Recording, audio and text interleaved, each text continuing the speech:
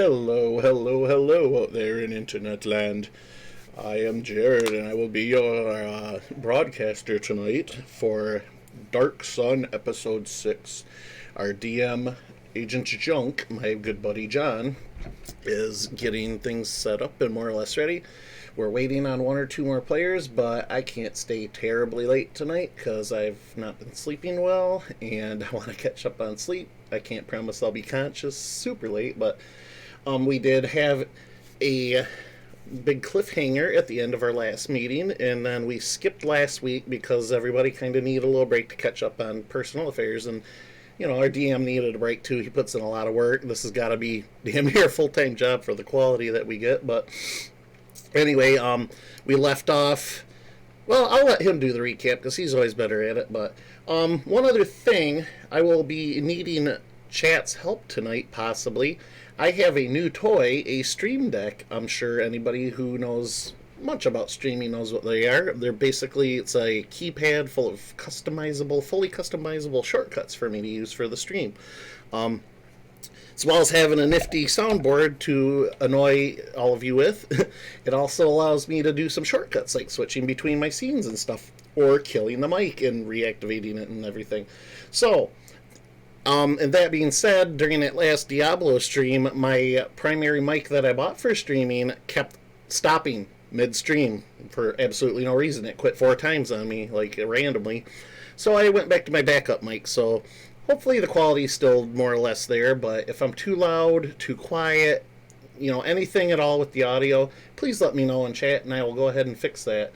But that being said, I do reckon our DM is more or less ready to go. I'm going to do a couple last little tweaks as he explains and gets us back into the game, but we're going to go ahead and start before it gets too terribly late here. So I'm going to go ahead and try that out right now.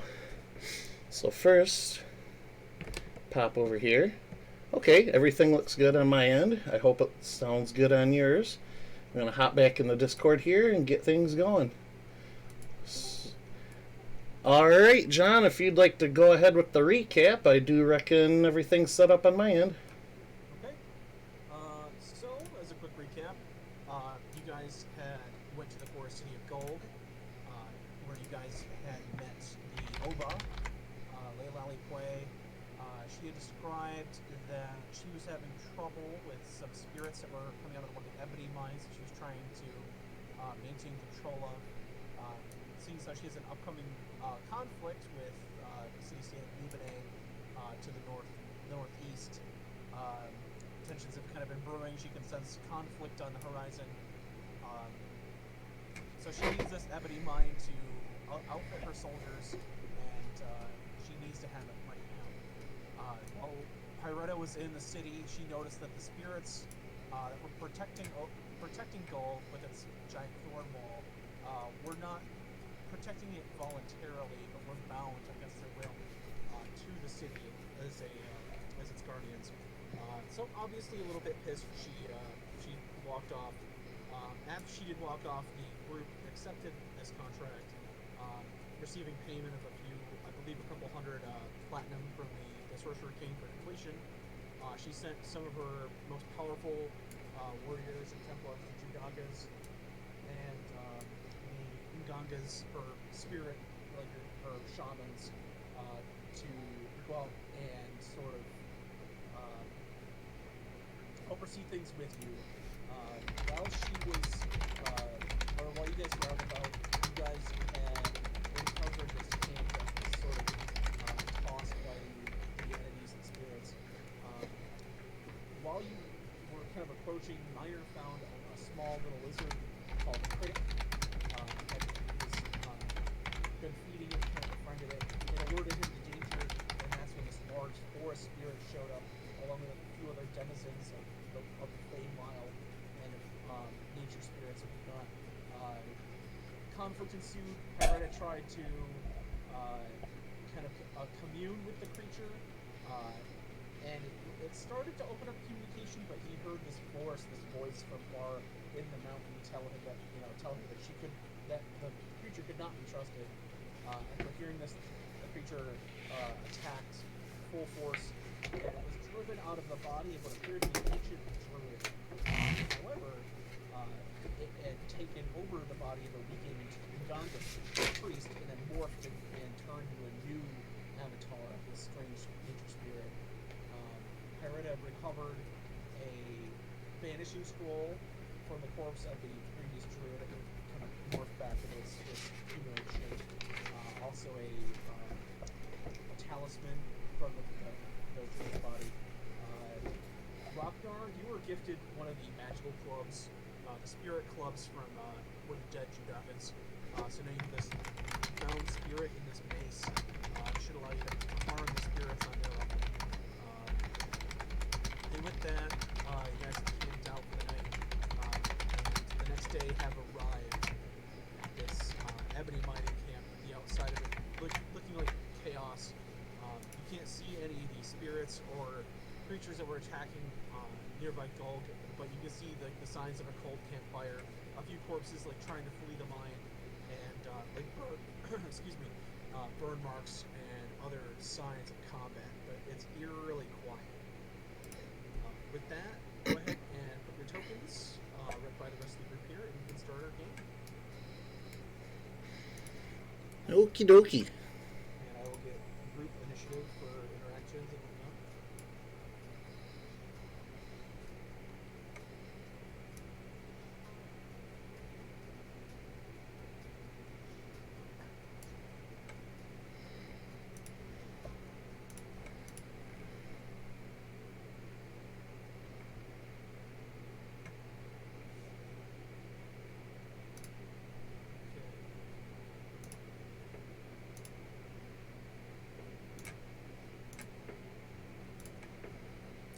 All right.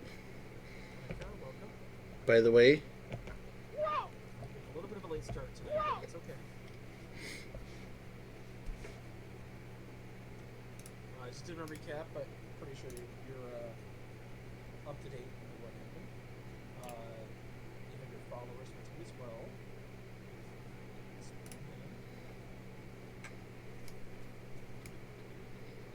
all right.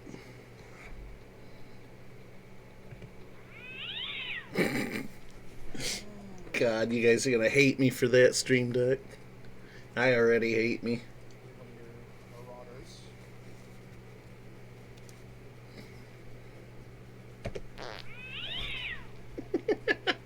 marauders. Alright, I won't abuse that during D&D. Oh no, you have Maybe. Goron, your follower too. Rocknar. Music slow? Alright, I will fix that. Thank you, thank you.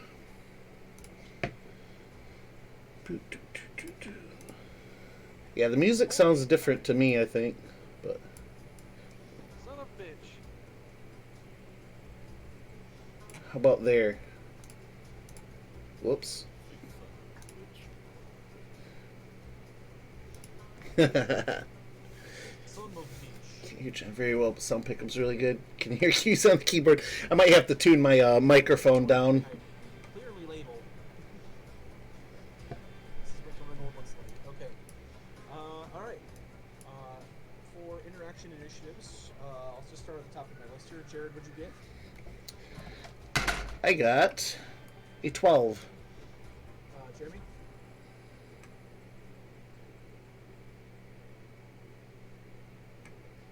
Jeremy. Your interaction initiative. Check, mic check, can you hear me? I can hear you now. I got an 8. Micah?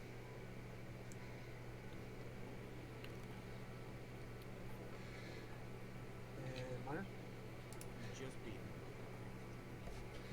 Okay. Oh, well, that's actually right your way. How's John sound now? So yeah, as you guys arrive at the scene here, it's about 10, like late morning, like just before noon. The Judagas are kind of like slowly fanning out and like taking a look to see what's going on. There's no movement that you can see. The camp does not appear to be tossed, but there is just absolutely no movement. Not any birds chirping nearby. No insects. Just the eerie silence of this strange clearing. Pagrana, you're the first in interaction initiative. What would you like to do? I'm gonna see if I can't hear that voice, like the heart of the mountain or whatever. Okay. Go ahead and give me an insight. Okay. I'm not too bad at that. 14 on that. As you sort of draw your perception kind of inward and expand your sort of druidic, like your connection to the spirits, you get this sort of humming thrum coming from the inside of the mountain. It's silent. You can feel this sort of presence that has kind of been muffled. It seems like whatever it took to try to communicate with you took a lot of power. So you imagine it's probably been drained of some of its strength, or maybe it's just a bit tired out. But you don't sense anything coming from the spirit at this time. Okay. I'm gonna go and sneak closer to the entrance, but not actually go inside. Okay. So that'll be Pyretta. Jeremy.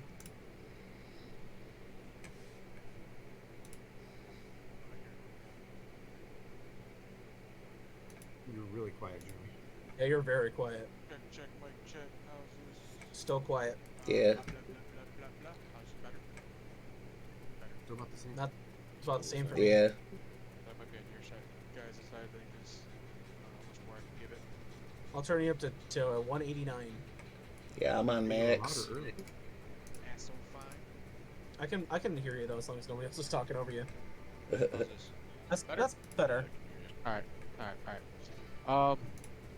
What's in this tent right here? Go ahead and roll your perception. It's perception. Reception. 24. As you walk inside the tent, you can see that this is sort of a foreman's office. You see that there was a long, spread out piece of leather with like an inkwell and a large like feather quill, and they've been drawing like a map of the mine. You can see that there's essentially three main areas. There's one that goes off, kind of to the west, and kind of peters out into like a small circular area. There's the main site, which has been slowly expanding. There's an area to the east that has been gated off because it's just unstable, and then there's a shaft that leads downwards. That's been kind of Shaft. fruitful, but it's because it's like a vertical shaft. It's kind of a pain to get stuff out. But you do have this sort of illustrated map of the mine in front of you. There's also what appears to be like a series of small tools, like rope, pitton, grappling hook, some hammers, chisels, various other sort of mining tools, just kind of like in a barrel.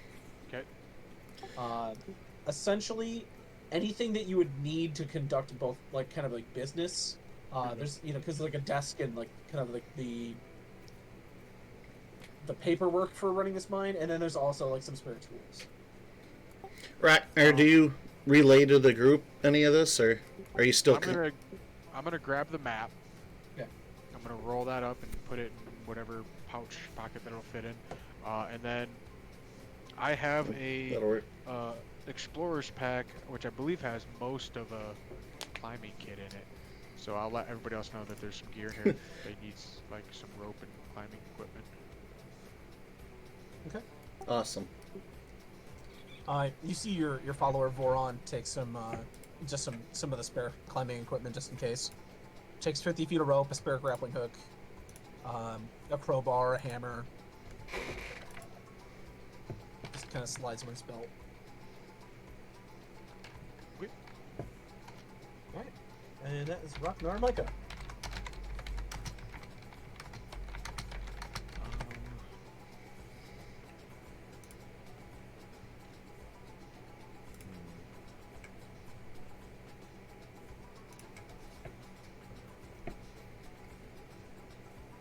Okay, so then I'm guessing based by the way the map's laid out, anything that looks like a corpse is a corpse.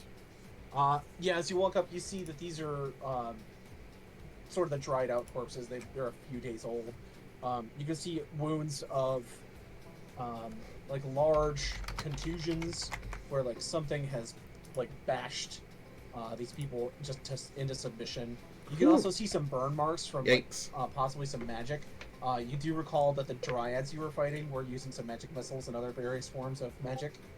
But there are also some burn marks, so you're not quite sure where those come from. But yeah.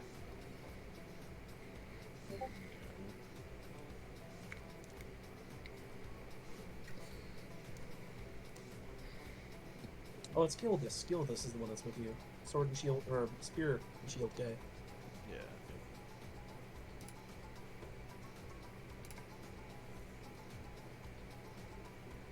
Yeah. Thank you. Notes for myself from last week. Yeah, I took a few from last week too.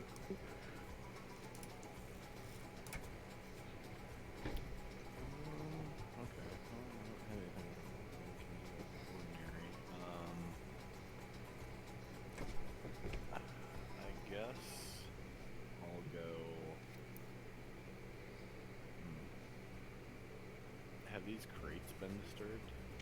No. I guess what's inside the crate then? Go ahead and give me. Are you gonna do this like right in front of the other guys from Gold? Or are you gonna try to be secretive about it, or? No, I'm not trying to be secretive or anything. Okay. As you crack open one of the crates, one of the Judagas kind of walks over with you, and as you crack open the crate, you can see that there's a lot of these sort of smooth black bits of stone. When you pick one up, it's got a nice heft to it. This is most likely the obsidian and the ebony that has been mined from this mountain. You know that lots of quality weapons that aren't metal are made out of either like this raw ebony stone or like obsidian. So there's a lot of like prime building material right here. If you were to estimate it, probably a good 6,000 GP worth of building materials. Holy dooly. Yeah, it's gigantic. I guess I'll kind of just set it back down and say, I mean, it doesn't look like anyone's disturbed the shipments. The Judaga except for him. Says, it appears as if the spirits are not interested in wealth or resources, just lives. I'll just say, let's stay alert. I'm sure they're not too far away.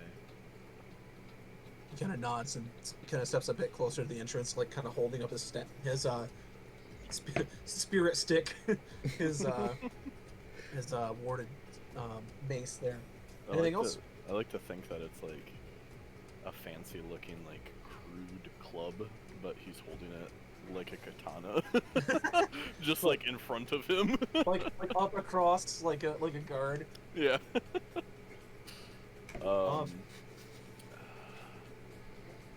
I guess I'll do a perception just to see if I hear anything coming from the cave. Okay. And that'll basically be all that I'll do. Okay.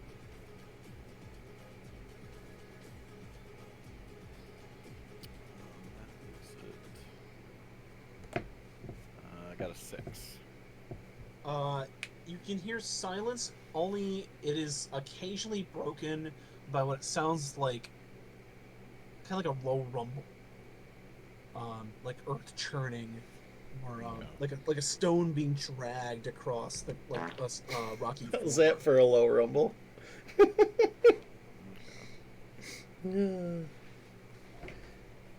it's only very faint. Okay. Yeah, that'll be me then. Okay. And then we have Miner. But before all these recent events, this place was just minding its own business, huh? It was. It's minding its manners. I'm assuming these are like the crates of raw material, or not crates, like the cars or whatever. That just It's mine carts filled with both. As you look inside, it's both raw stone and bits of that obsidian sort of ebony rock. still yet unrefined. Actually, gonna check out this crate here, see what's in that. Okay. Are you gonna do it secretively, or are you gonna do it like kind of in front of one of the Judankas? I'm not gonna be like obvious about it, but I'm not really gonna be sneaky about it. I'm just gonna. Okay. Um. Okay. Go ahead and you don't have the. As you sort of pry up one of these crates here, you can see that these are filled with a lot more smaller bits of obsidian. Not quite the large stones that you saw. You saw Micah like kind of pull one out and like examine it. Then put it back. These are more like softball or golf ball, or like not golf ball, but like baseball sized stones. There's a good maybe 2 or 3 dozen of them in here. Probably a few hundred GP worth of materials, but also you do realize that some of this, if you had a sling, would make really good ammo. Probably close to like +1 sling bullets each. And here I'm thinking about making like some sort of cutlery out of it. I mean, you could do that too. You might need a couple if you wanted to try to sneak a couple, but if you were to bust these down, I'd say you could get a 3 +1 sling bullets easily per ball. Well, I don't have a swing, so I'm more interested in, like I said, maybe some sort of nice cutlery or. Do you want to look for like a bigger piece? Sure. Okay, go ahead and give me perception. Actually, give me an investigation.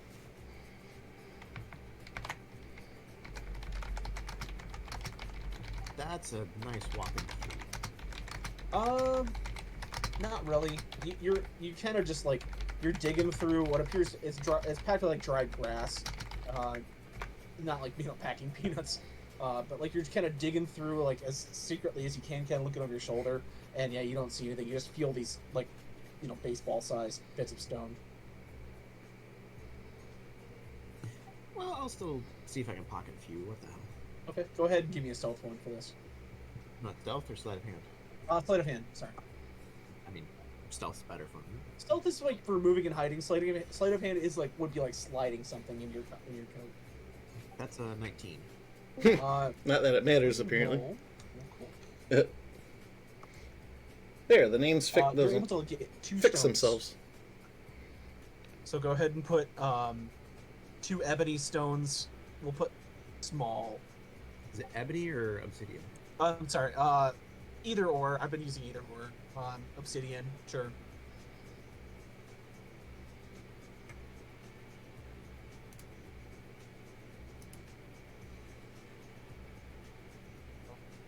Yeah, now everybody's. How's it going, Jesse? We just started.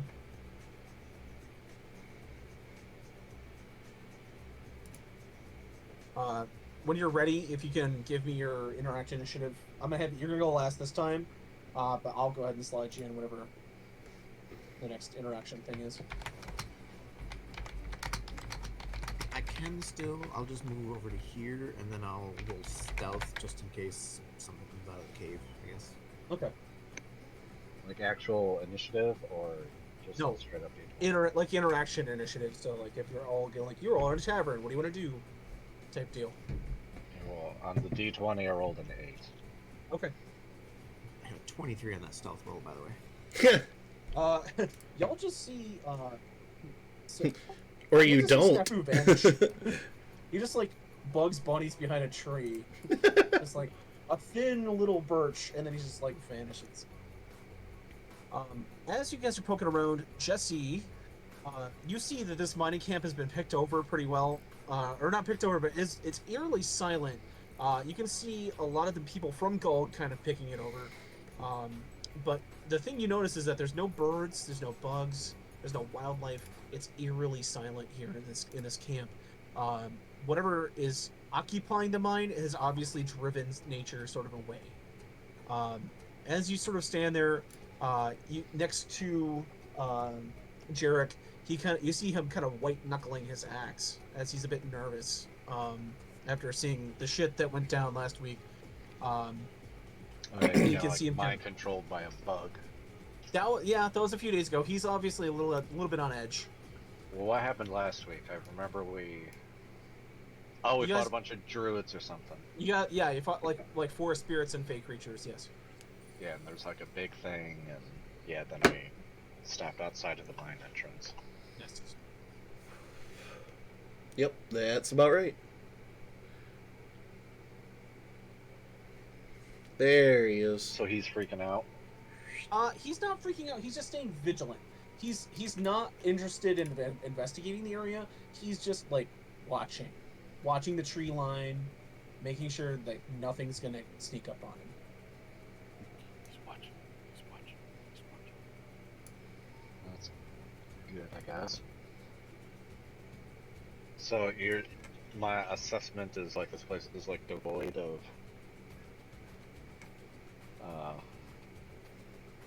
like nature. Yeah. There's no animals around. There's no bugs.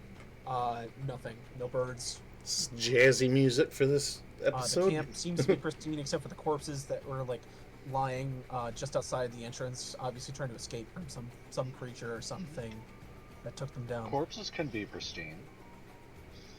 It's true. Is this all some sort of like illusion? Do I feel like it's magic in the air? Some We don't ruse.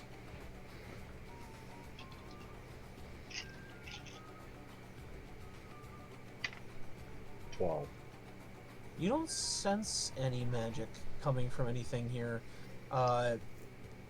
If you were to place this, it would just be fear.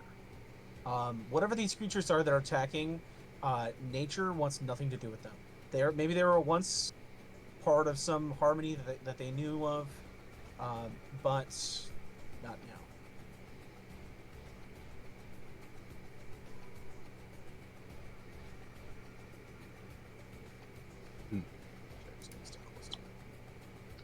Hmm.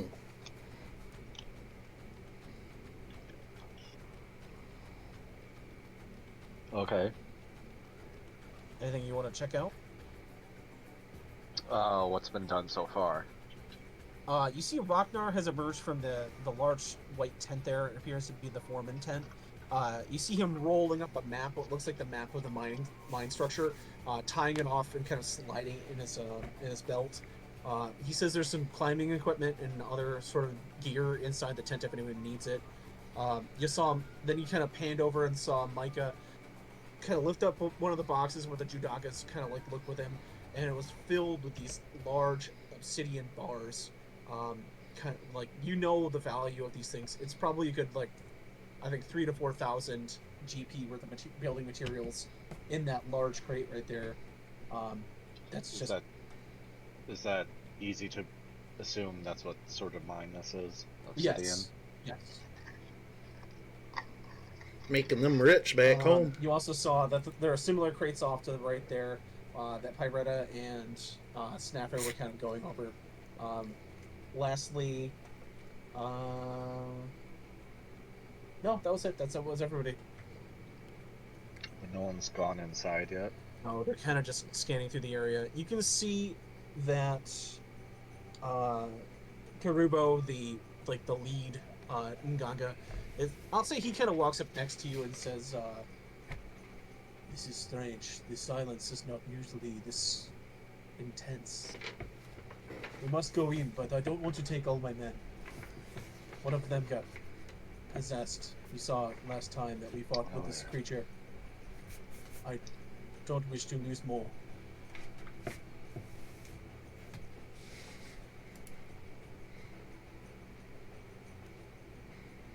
So well, if you don't risk anything, you'll ultimately gain nothing. These are wise words. thought I you will were- accompany you inside the mine. My Judakas, I feel as if they are better suited out here. I will bring what Inga survives with us. I think his talents would be better spent inside. I thought you were gonna tell him, well then don't let him get possessed then. Like, alright. Maybe somebody shouldn't get possessed.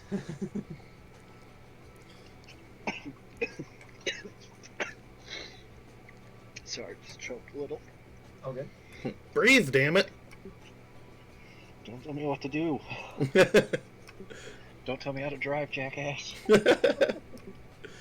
Backseat breather. I was gonna say, yeah, you didn't see any of our people get possessed. He looks really pissed, but he's not going to say anything, so he just kind of steps away. Because he knows he can't refute it. He can't. So he just like gives you a curt little nod and then like walks off. So, John, You know what that was? What's that? If he kills me, then it means I made him angry, which means I win, and he knows that. What's up, Jared? so this druidic amulet, do I recognize it, or does it have any significance to me? Give me a religion. 12 plus 14. It doesn't have any sort of markings that you're familiar with. As you know, there's no deities on Athos. You guys basically just worship ancestor spirits. You worship the spirit of life flame, of like life-giving fire. This appears to be an ancient symbol. It looks like it's a sort of a wheel of these 4 orbs kind of going around a central star. There appears to be not like old paint. It's not like jewels or anything like that. But there's one red, yellow, blue, green. Kind of going around this central, kind of like blackish core. The symbol itself doesn't really jog anything in you, but you can recognize that this has a bit of power and faith to it. And now that you've actually spent a night with it, it is attuned to you. Ooh. You're not quite sure what it is, but you can feel where it once was cold is now warm. I'll kind of just... Is it... Actually, I should wait a second, for turn order.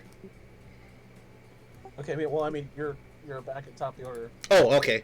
I'll kind of just step up next to Snafu and kind of look at him and make sure he acknowledges me, and I'll slip it on just for kicks. Okay. As you slip it on, it just maintains this sort of warm feeling that kind of envelops. You can feel it kind of radiating through your body. It's not like it makes you warmer, not like you're gonna start sweating out here in the summer heat, but it just gives you this sort of inner warmth.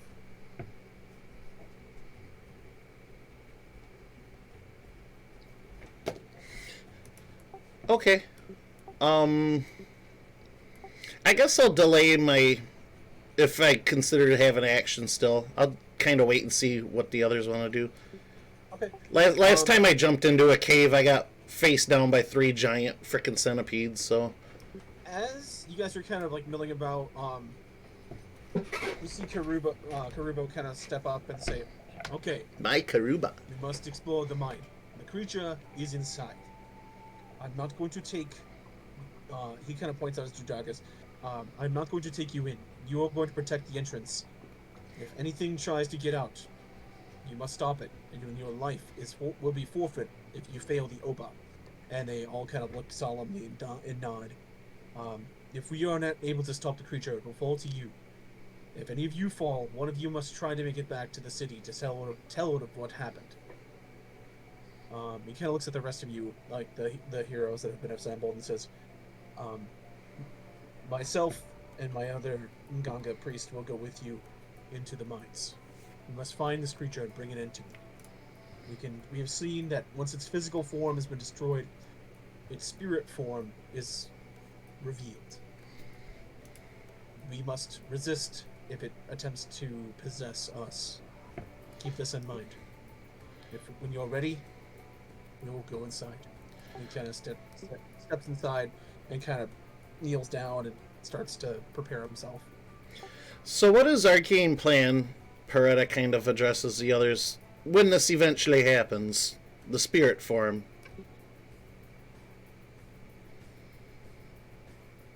Crickets. Who are you asking? Just the group in general. Do we have like a plan in place to trap the spirit or keep it from just going to somebody else over and over and over? You don't know Ragnar then, because he never has a plan. And when he does, you need to be scared. Yeah. What we do is we take our mace and we hit it really fucking hard. Until it stops moving. We need a ghost trap from the Ghostbusters. I was gonna say I could use hold monster, and then you guys could trap it. But then again, I guess it's probably undead, so it wouldn't have any effect on it. Jared, go ahead and give me an insight test. Okay. It's not too bad. Insight 5. 16? You do realize as you kind of like your hand kind of errantly goes over your pack, and then you feel that bulge that of the scroll that you got. You kind of hold it for a second, and you do realize that maybe banishing the spirit with that banishment spell might drive it out of whatever host it's in. Oh, okay. Alright, I'll mention that to the group. If you guys can pin them down and hold them still, I'll give this scroll a shot. Is it, I assume, in Druidic? Yeah, it's this particular type of spell, yeah. Okay, because I would assume that this druid that it possessed last time was probably trying to fight it or contain it, and it. You do know that this is an art, like this can be used by sorcerers and wizards as well, but this scroll is obviously prepared by a druid because you can recognize the markings. Okay. Yeah, I'll keep it at the ready and go when everybody else is ready. Okay. Jeremy, any last minute preparations you want to make? Set. Okay. Voron kind of looks and says, "Do you want me to go inside, or do you want me to keep an eye on these guys?" Keep an eye on these guys. Will do, boss. And you see him kind of just lean against this crate. If you are all good, Micah. I'll tell Gildus actually to do the same to back Boron up. Okay, Gildus and Voron kind of meet eyes, and they both nod. They give each other a little fist bump, and kind of prepare to guard the area.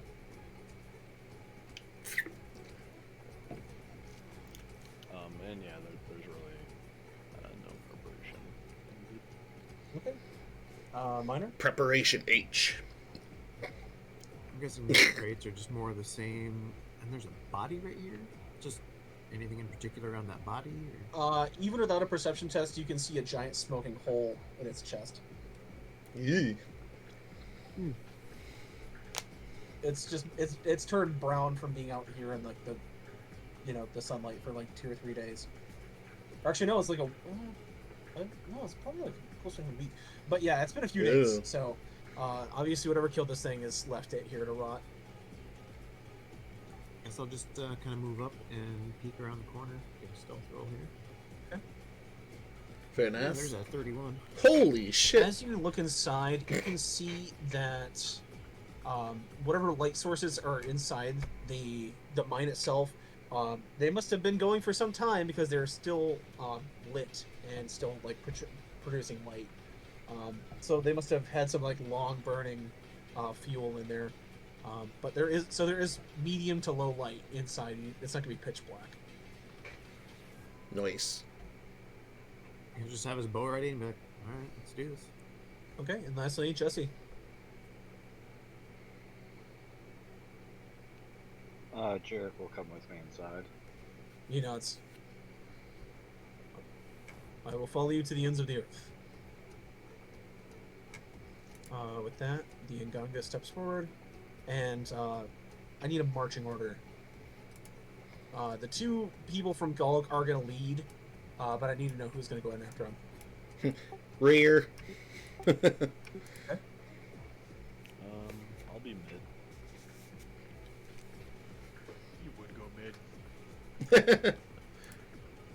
I could be in front of Peretta.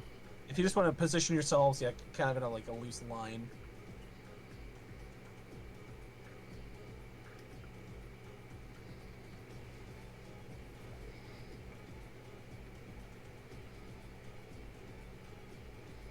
So you're gonna be back, Jared, you said? Yeah, I'm gonna take up the rear. Like I said, I can be right in front of Peretta. Okay. I'm ranged anyway, so. So looks like Ragnar, Malagaz, Kiliani, flanked by his follower, then Snafu and Peretta. Okay. With that, we enter the mine. Mine? As you enter the mine here to the southwest, I'm gonna put everybody down here. You can see the light still burning. You can see creatures milling about, just kind of poking the corpses. It looks like doesn't look like they've noticed you quite yet. You're still a ways away in the entrance, but there also appears to be, instead of just the bark creatures and two of the dryads, there appears to be these medium-sized rock creatures.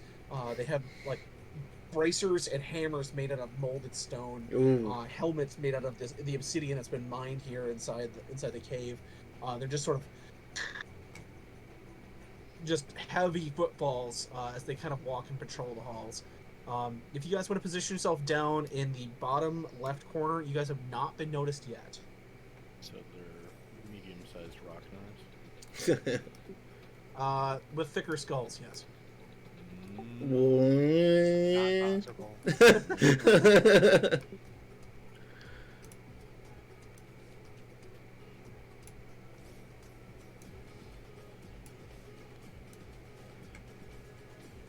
Yeah. There we go. It's gonna position you guys here. So remember, I gotta get Jarek. There.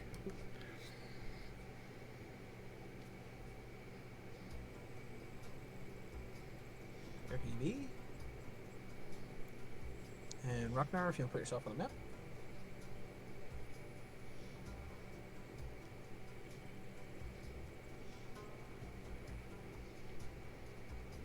Things gone to shit. What's going on, guys? I don't know. Dude, the map is like losing its shit right now. Might want to refresh. Like, I'm trying to move it, and it's like, nah, I'm gonna go over here. All right. Basic tech troubleshooting is not in Rocknar's world. Oh fuck! Right click. What does that mean?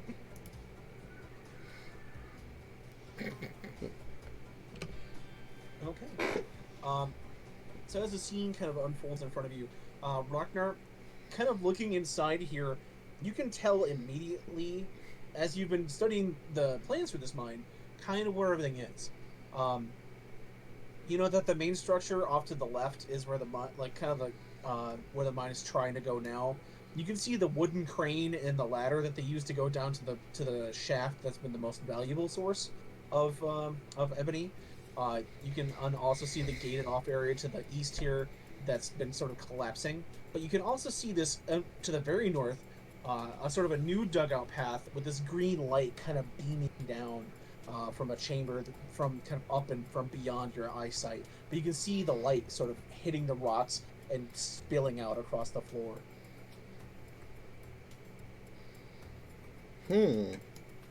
Curious. Both of the Ngangas kind of look down. They put a finger to their mouth, and he said, "We must engage these foes in battle. The green light. That is where our foes must have emerged from. We will try to take them by surprise. Yes."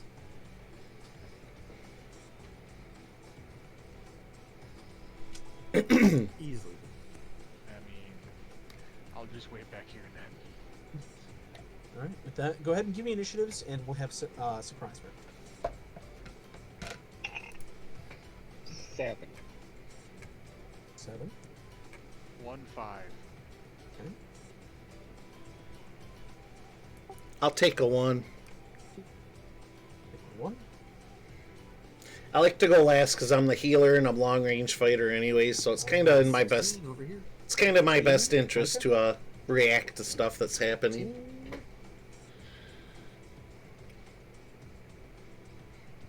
God, it was their plan. They go. This looks like a face right here. I called dabs. But does it? It looks like a shoop do. Okay. All right. So starting with sorry, minor. It's gonna be our.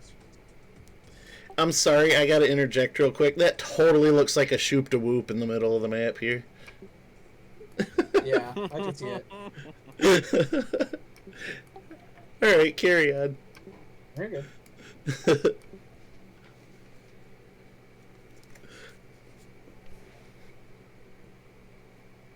I'm gonna go there.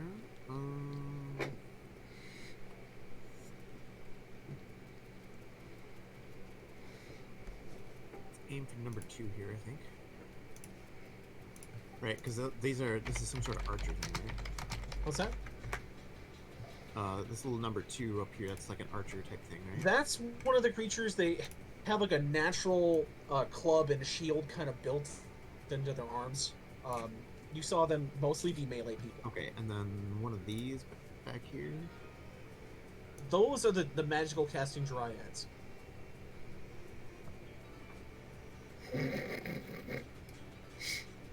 Oh yeah. Let's go for number 1 back here. Kinda. Because of my assassinate, Assassinate. I have advantage on attacks against things that have not acted yet, and it's a surprise round, so all my stuff are auto crits. Woo! Nice.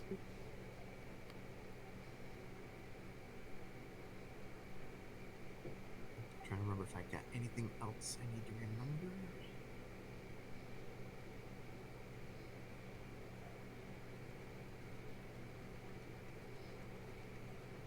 No, I think I'm good. Okay, so how about a 27 to hit? I'd say that's a hit. Here, drunky, drunky, drunky. I gotta use it sometime, right?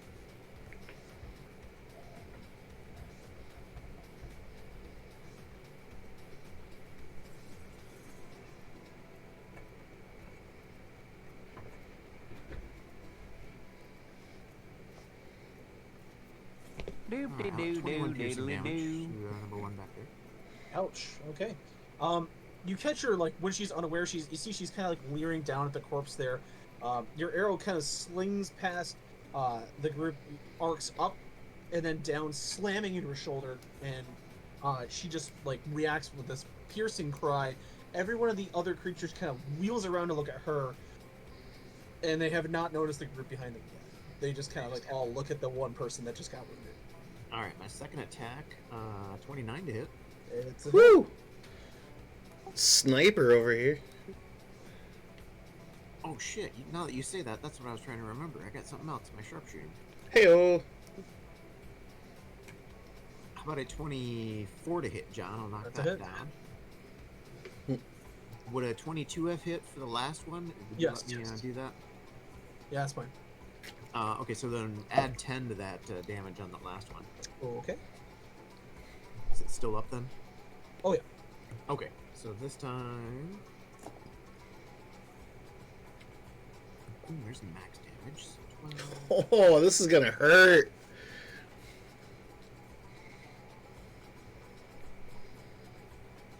Another 27. Ouch. Okay. She is bloodied. Bloody. Bad. Bloody. And then the second arrow just slams right into her midsection, like sliding in between like her ribs, and you just see her kind of double over for a second, leaning against the rock. They still have not noticed you yet because they're just kind of like looking in shock at what just happened. Okay, back up one. I'll roll hide for my bonus action. Okay. And Jeremy, it is your go. 24 on hide. Okay. I think I'm gonna ready in action until we like pull, like get their attention, because I'm just gonna fuck it up if I try to do anything right now. Okay. So you're gonna well, this is a surprise round. So if you don't take your action before the surprise round's done, you're not gonna get a bonus. Yeah, Yeah, it's fine. Like I said, I'm not gonna do anything productive if I do anything. Okay. After the Well, sniper what's your shot- sneak score, Jeremy? Or your stealth, I'm sorry. What was that? But I believe I have disadvantage because I'm wearing plate armor. Okay. Yeah. Not good. No. Micah.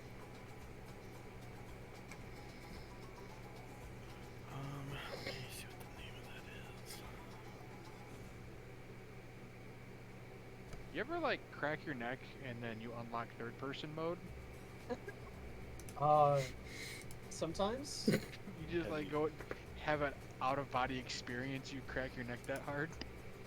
You've like done acid and you have it like trapped in your spinal cord. Oh, Just, I like, found it. Nugget over dropping here. it. Still.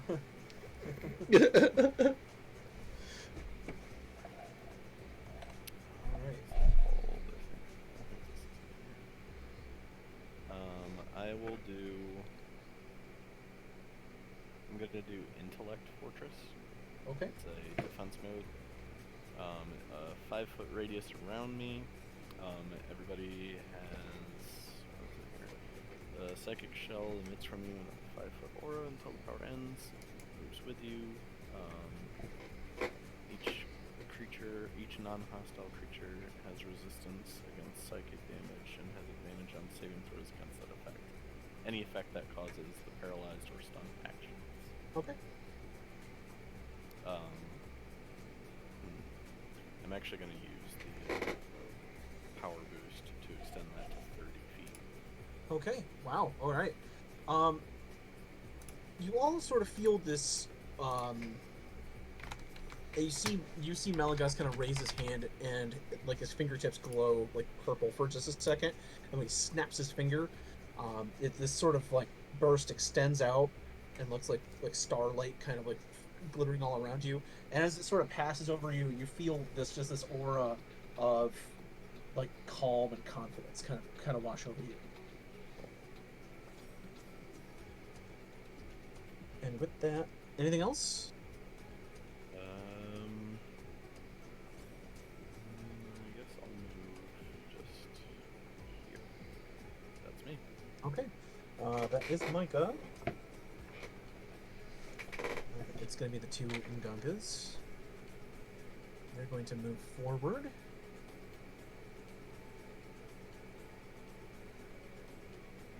So 30 feet. 1, 2, 3, 4, 5, 6.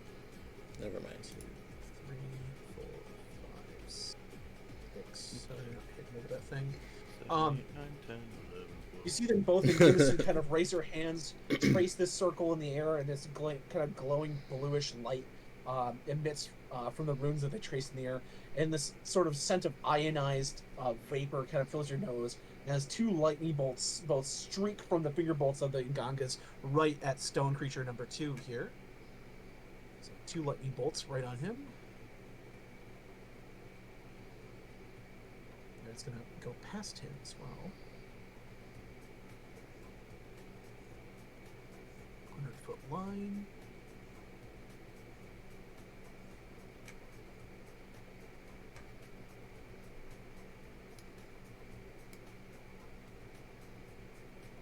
Unfortunately. That one's only going to hit those 2, but the big man on campus here is just going to hit this one. So, okay. It's a DC 14.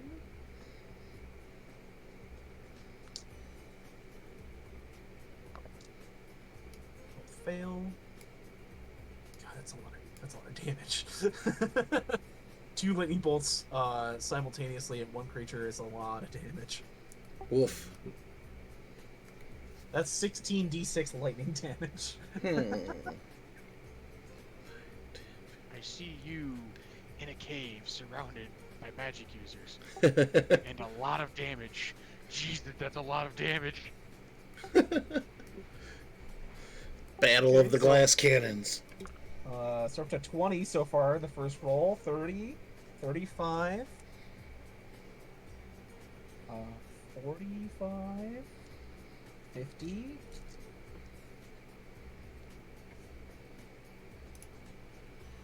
65 total. That was 65 total damage to that one creature. Oh my He god. is bloodied. Holy hell. It's like my paladin numbers there. Yeah, they're not fucking around today. They lost a man. And then this Woodwode has to make a saving throw as well. Nat 20, so he's gonna take half of that. So he's gonna I get to take- use this. Yay! A nat 20. That Woodwode just escaped doom. Oh no. That was their surprise round. After them, it's gonna be Jarek, but he's gonna hold his action until you go, Jesse. And you are actually next. Hold on. I'm learning. So Jesse, so you go.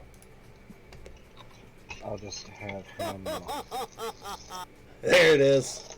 kind of like. I just have to change it to this mode. Cool. Okay. Alright. No, we take cool. a I thought it was broke. defensive stance, by me. And I'm gonna watch some. I just gotta keep it in live mode to use it. I'll do it one more time class, Oh, for clean measure. but we're going to move over here behind them. Okay, he's gonna put himself, Righteous.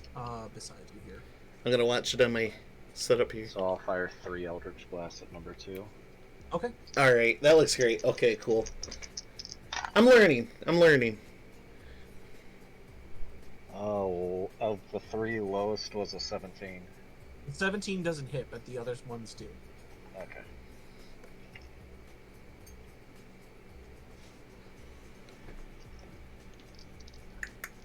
Latest. Oh, that's a buddy. Sit. 23.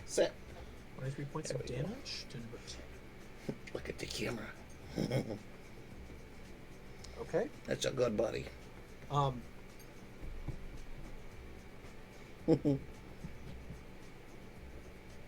So as you see Jesse raise his hand, the 2 cerulean Good boy. sort of bits of energy spring forth from your hand. Is this crackling sort of like bluish lightning energy slams into him twice. The third one hits him and then ping, kind of ricochets off into the ceiling. And you see it like impact the rocks up ahead and just sort of this light dusting of clutter comes down. He is bloodied, so let me mark him. And that was your turn. Very good. Okay, Jeremy, it's gonna be Jared. He's the last one to go. Your trigger is gonna expire after Jared's turn. Alright. I guess I'll just let my surprise round go, because You could I'm move just into gonna- position. I mean, there's a Yeah, solid but rock you face out- right here. We've broken stealth, so don't worry about that We've no bro- more. Oh, fuck man. Alright, Yeah, this isn't a hole. This is a big wall. I guess I'll double move. I'll go here and do a pincer attack. Okay. You see Rocknor kind of go low and just sprint as fast as he can around the corner of the rock face there. And then it is your turn, Jared. Okay. 5, 10, 15, 20, 25, 30. Alright. I'm going to use me action.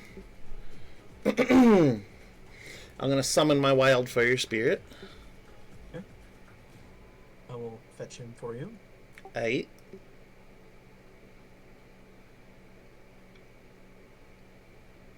10, 15, 25, 10, Nope, not there. Safe. Okay. There you go. He's all yours. Okay. I'm actually going to summon him here. We're So, at the top of the dead body. yeah, actually, for for dramatic effect, why not?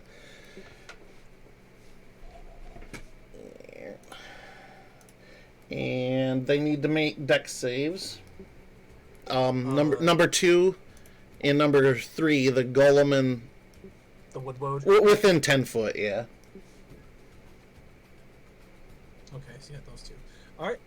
Well, the stone guy has like no dex. That's a fail.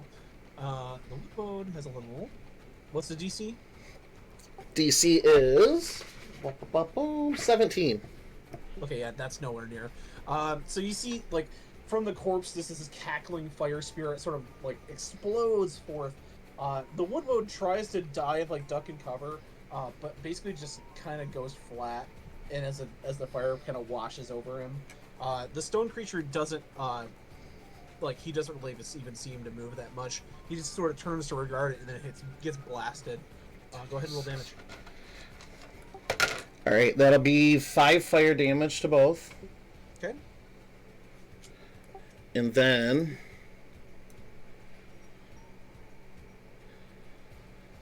I'm deciding on something. 1 sec. 50. Okay. Oh, wait, what's within 5 feet of it? Okay. So next, I'm gonna have it take a partial movement. I'll use fiery teleportation. So within 5 foot of it, it has to make another dex save. Natural 8, so that's a no. Okay, and then it will take 7 more fire damage. See you later, baby. Can do. And then it will teleport 5, 10, 15 here. 5, 10, 15, Okay. 20, 25. And I'm going to have it use the rest of its movement to boogie behind Ragnar. Okay. And then for myself, 5, 10, 15, Literally lighting a fire under your ass. and I will move myself a little bit closer in, and that'll conclude my turn. Okay. So that's the last surprise round. We're off surprise rounds now. Back to normal initiative, starting off with Munder. Dash, is that moving double speed, or is it just an extra move?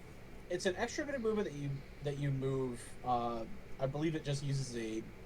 Well, you're a rogue, so you can use it as a bonus action. Right, I was just trying to remember if that's just an extra, my normal speed 5. Well, back in 3rd edition, you could attack a standard action for a move action, but in 5th edition, they just call that dash. Right, no, I was just trying to remember if that's just my usual 30 feet or if it would be 60 feet. That's fine. It's your normal.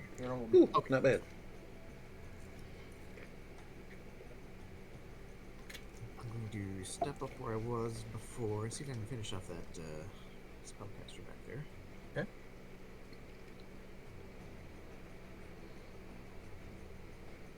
Oh, I don't have advantage anymore, do I? Well, she still hasn't acted yet in combat, so I don't know Oh, if that's still true. So gives you Perfect. some advantage. yeah, it does give me advantage. Just no auto crit because that's not surprise round. Okay, so a 24. Does that hit? That's a hit. That's a paladin. Paladin. Bleh. Butchered that. Ah, well. 20 piercing. Oh, that's enough. As she kind of stumbles forward, your arrow you pull all the way back. It flies and sails over the ridge, right through the construction equipment, slamming her right in the chest. She wheels her back and falls down into the shaft, and you just hear this dull thump. So that is a shaft, huh? Yep, that is a shaft. I tried to mark it with the ladder going down. Okay. All right, goes. That's Well, one down. Yeah, hang on. I'm trying to figure my options.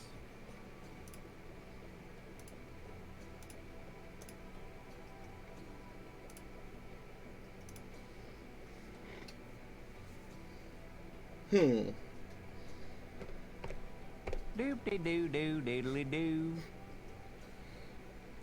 Be cool. Remain calm.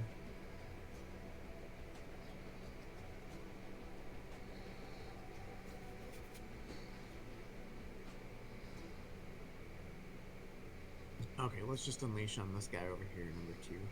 Okay. Has he acted yet? No. No, yeah, that's right, because we have. You're first on the first round of non-surprise. Yep, I was just realizing that too.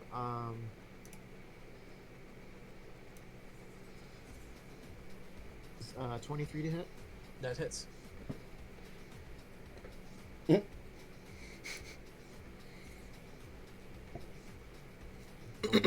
That's only 16 piercing.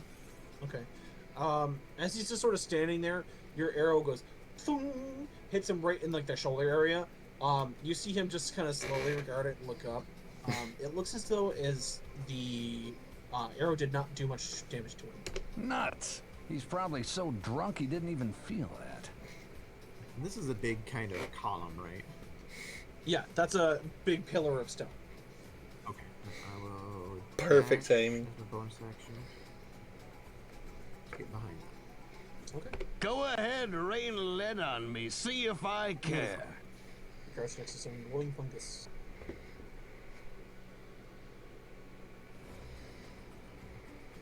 Okay, number 2 on my initiative roster is Jeremy. Who's next after Jeremy? It's gonna be you.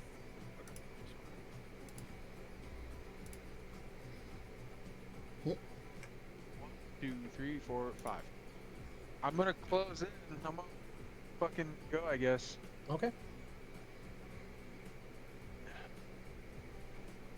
3 cold attacks. Rocknar versus Rockman. Let's go.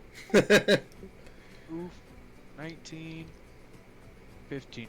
I'm gonna guess a 11 misses. Yes. Is that your only attack? 15 and a nat 19. Oh, okay, yeah. 12 plus 10, 22 damage. 22. What are you hitting it with? The magic warhammer. Okay. Well, that was a mace. Ace. Sure. Is it Oh. Is it a versatile one-hander, two-hander? It's a mace. Let me double check. It's a one-hander. I know that much. Is it versatile? There's a weapon table on the journal, Jeremy. There's a weapon table in the journal. Thank you, Mike. Thank you, Jared. I completely forgot about that. I did it. Not versatile. Alright, so it's 1d. 1d6. Alright, I'll roll that again. 5, 9, 19 damage. Nice. Okay. You can see normally, like this is a wooden stick. This isn't gonna do shit against this rock creature. But you slam into it, and it's like getting hit. Like you hit it with this, like the force of like 4 men, and it kicks stones like off of its chest. So obviously, whatever spirit is bound inside this weapon, it deals damage to these things just fine. Rock averse rock is effective after all. Who knew? Technically, it's ghost. That's it for Jeremy. Micah.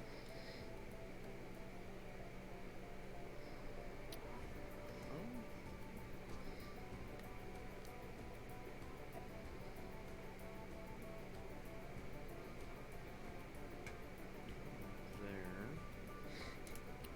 And I guess we'll try to.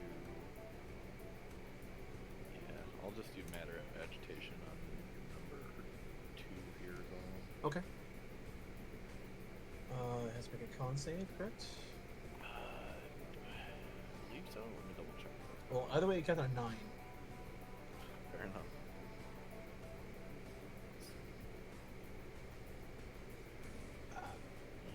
Yes, con save. Okay, so. I'm 30, right? Yeah. 30 speed. So I can boogie right about there. That'll be safe enough. How close do I gotta be to this spirit?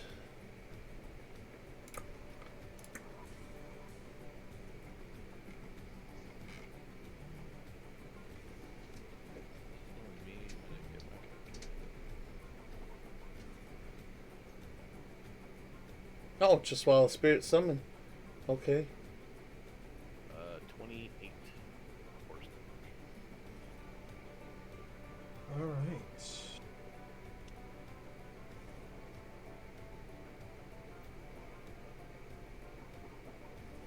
All right. The creature is still in one piece, but you can see what appears to be just like bits of gravel, rock, dirt. It's kind of falling off of its body in just large chunks. As whatever force is keeping it together just got assailed by whatever psychic attack might get through at it. So you can see it's like losing its ability to keep itself together.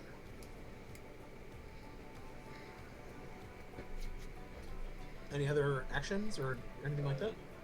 Nope, I'm just gonna maintain concentration. Okay. After you, it's going to be the followers and the Nganga.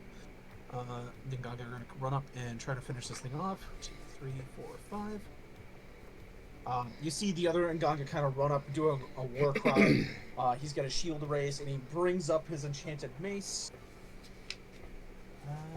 Is that it?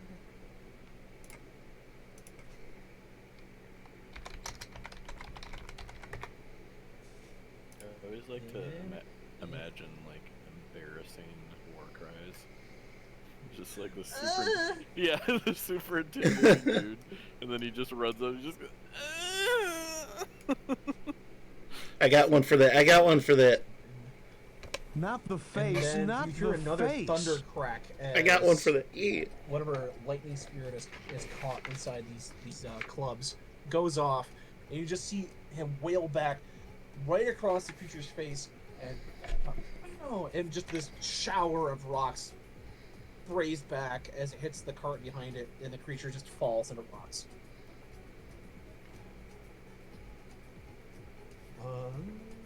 Karibo is going to go down. 2, 3, 4, 5, 6. He's going to try to flank with you next turn, Jeremy. And he's going to do a multi-attack with his enchanted mace.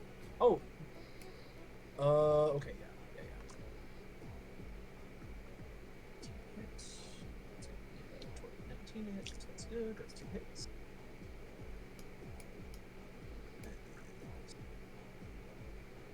Plus 6.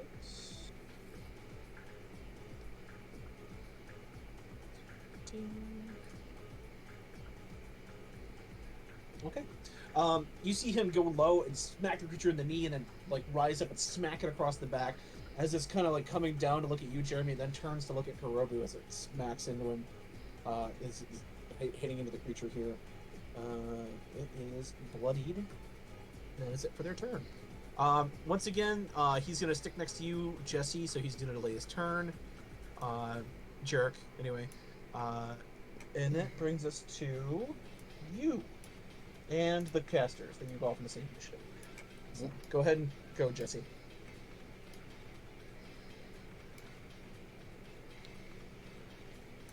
It's pretty jamming music.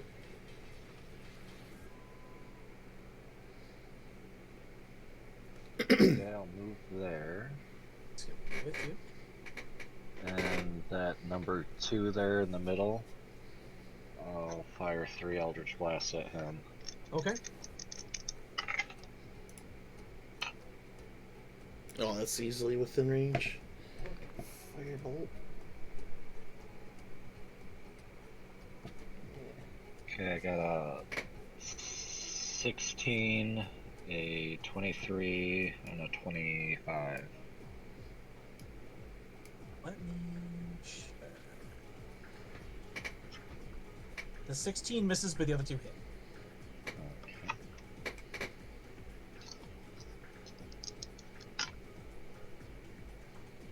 Perfect. All right, I think I know what I'm doing. Damage. Excuse me. Okay, 16 damage. And bonus action, I'll draw my sword. All right.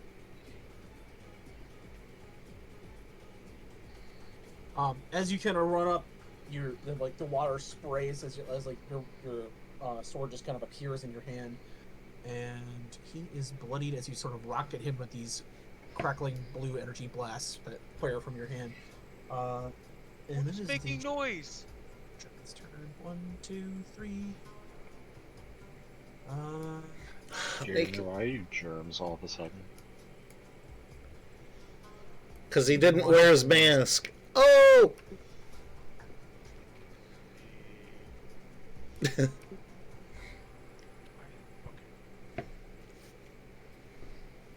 it because there's ladies and germs, and he's the germ? Or it's a play off his name.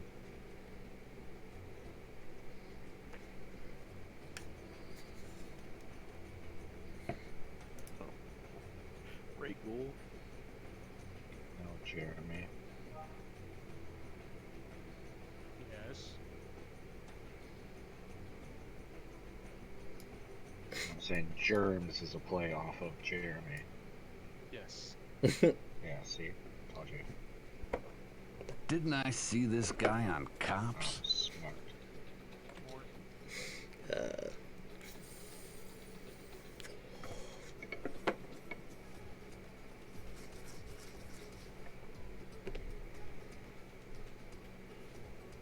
I'm sorry, my PDF is being done. Okay. So she's gonna use. Change the mute.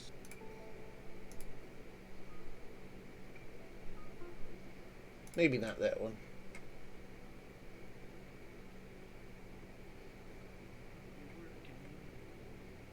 Yeah, she'll just use magic missile. Screw it. She'll cast it as a level higher too. You know what? In honor of Diablo She's last gonna raise weekend. her hand, Jesse, and fire a magic missile at you.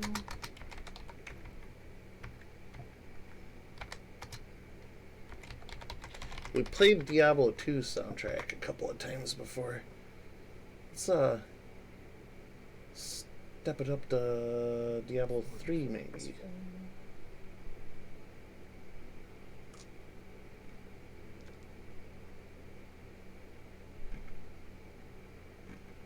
Let's find a good one. That's nice and long. Here we go. This Take looks like 13 points of force damage as she fires a volley of magic missiles that just go streaking from her palm right into your chest. You try to like shell up to protect it, but they just still slam into you as their missiles are kind of unerring in their accuracy. That's going to be her turn, and that's going to also be your turn. Then we go to the wood creatures. This one's going to run up Right. to. Hopefully that's not too loud. Gongas. 1, 2, 3, 4, 5. Ah, he's Whoa. She's going to move.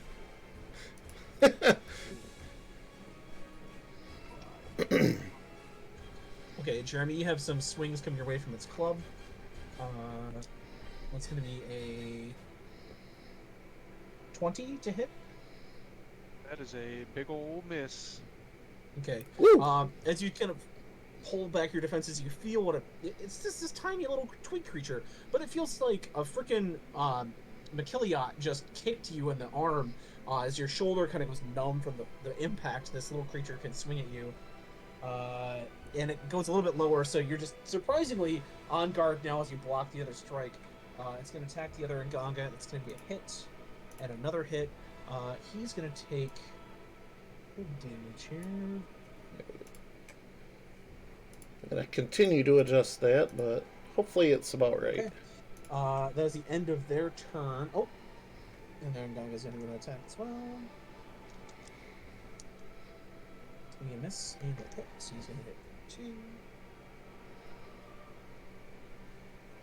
End of their turn. It's going to be the stone creatures. This one, 1, 2, 3, 4, 5, 6. This one. No, his hysteria. So as you kind of turned to regard the wood, Jeremy, the other creature, you kind of look at this corner of your eye. The hammer he's made out of like solid rock starts to crackle with lightning energy as he brings it down on you. That's going to be a 21. Okay. Okay. You are going to take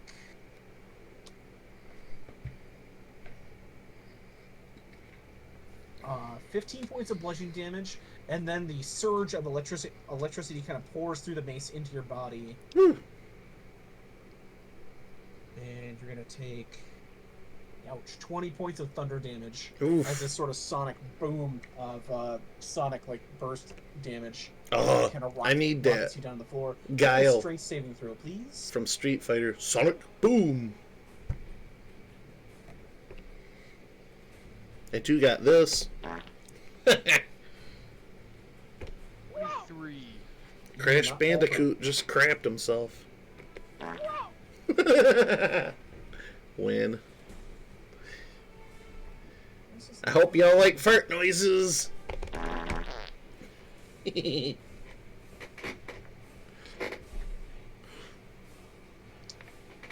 ever had a PDF reader say out of memory before? Huh. That's a new one. Well, I'm gonna open this up with a website then. How about that? Take that.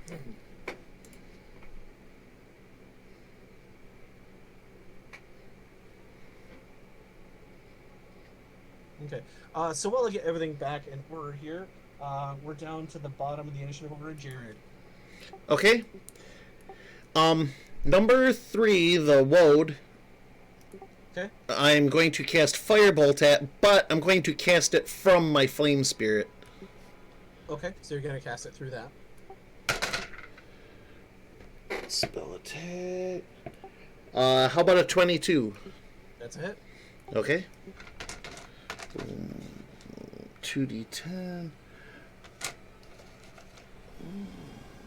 There's a d10. And a d8. Uno momento. I'm collecting my dice in order here. Fine. Where's that? That is the d8. Okay, that will be 11, 16 fire damage. Okay. So number 3.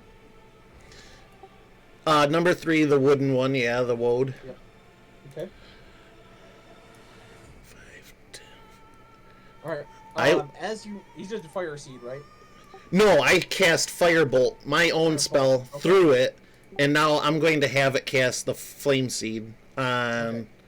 Well- So shoot, as you sort of like, you see Pyretta's eyes kind of burning fiery green for a second as she looks through her fire spirit.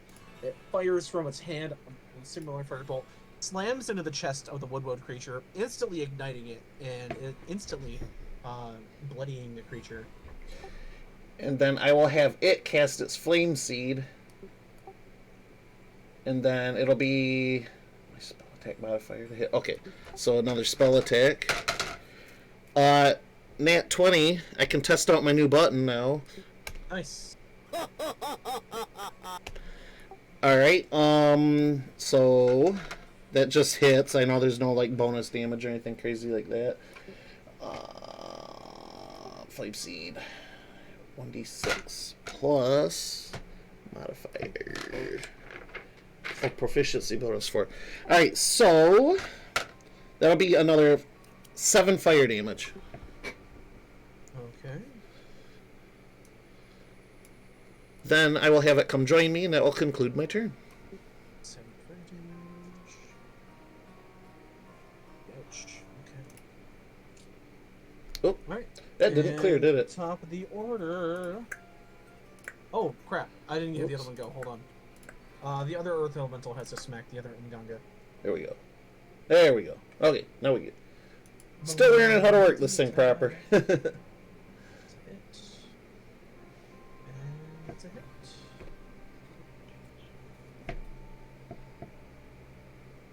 Yeah, me too. So, okay.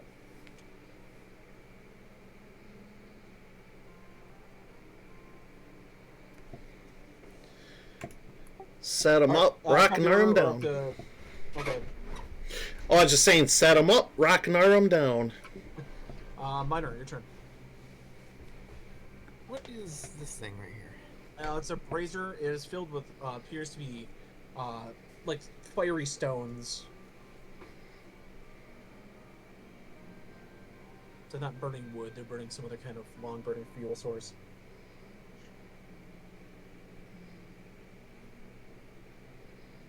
Can I stand there and shoot in between, or? Yeah. Oops. Sweet. There. You're just essentially standing in front. It's not like super high. It's kind of like like if it was like if you're a human, it would come to like your waist. So it's head height. 'cause It's I'm kind of chest, yeah, like chest to head height to you. But yeah, I you guess can- actually you I can could finagle stand it. behind it as long as I could shoot like if I'm leaning kind of like to the right a little bit to shoot in between straight towards number 2 Yeah. here. Yeah, you're fine. Suppose I can nudge this up a little. Yeah. Here we go. Yeah, let's do that. I'm all about fun at this table, not scientific accuracy. What if my fun is scientific accuracy? Yeah. I'm guessing a 12 ain't gonna cut it. No. So unfortunately, the arrow was a little bit wide. And that's worse. That dice is going back into the jar box. Okay. Oof. All right. Anything else, Miner? Yeah, I just where was that? He's a good puppy boy. He's a good old puppy boy. I'll just try and hide there. Okay. Good boy. Let's say 22. Okay. You kind of like duck behind. You don't like touch it because the metal is like hot. But you're kind of able to duck down and kind of use the light that this thing emits to like kind of disguise your presence. It is Jeremy's turn. Alright. Oh god, why did it zoom out? I'm gonna get funky with number 3. Nat 20. Hit it, Jared. Which number 3? Oh, I'm hitting it. 3. I rolled, the lowest I rolled was a 14. Does a 14? Hell yeah. 14 does not hit. Love it. Alright, so what about a 18? 18 hits. Alright. So 2 hits and 1 is a crit. 2, 5, and 15 damage. Okay. 15 against the stone creature? The number 3 that's right in front of me. Little guy with the... Oh, the woodward. Okay. Oh, yeah, that's enough to bring him down. As you take your spirit-imbued club, smack down into him, he tries to protect himself, but whatever spirits are guiding this weapon break past his defenses. You shatter his shield, which is made out of his arm. And you see this, Which is made out of kind arm. pulsing energy kind of flowing like blood down his arm. As the light in his eyes just kind of dies out, and he turns into brittle wood and falls back.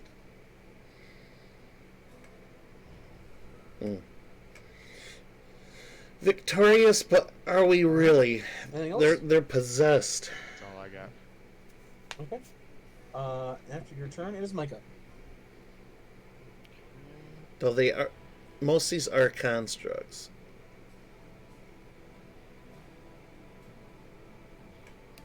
There.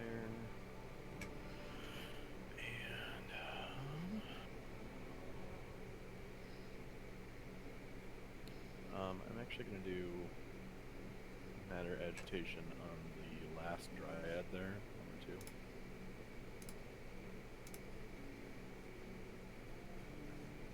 Matter agitation, you said?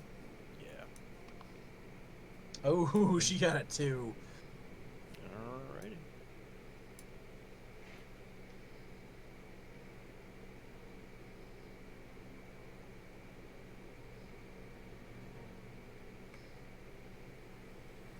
Actually, I think that's within.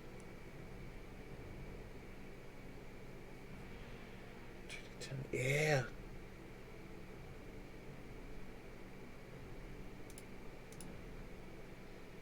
Alright, so let's see.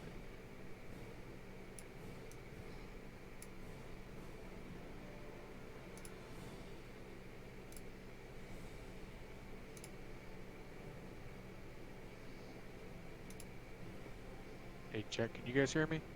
Yeah. Yep. Okay. No. I got 39 force damage. Okay, these dryads are getting hit hard this combat. Yeah. Well, they fucked us up last time. Yeah. Okay. The Dryad tries to bring, like, you see she's trying to summon roots and other sort of things to bring up a defense, but your psychic assault just burns through them and they just atomize.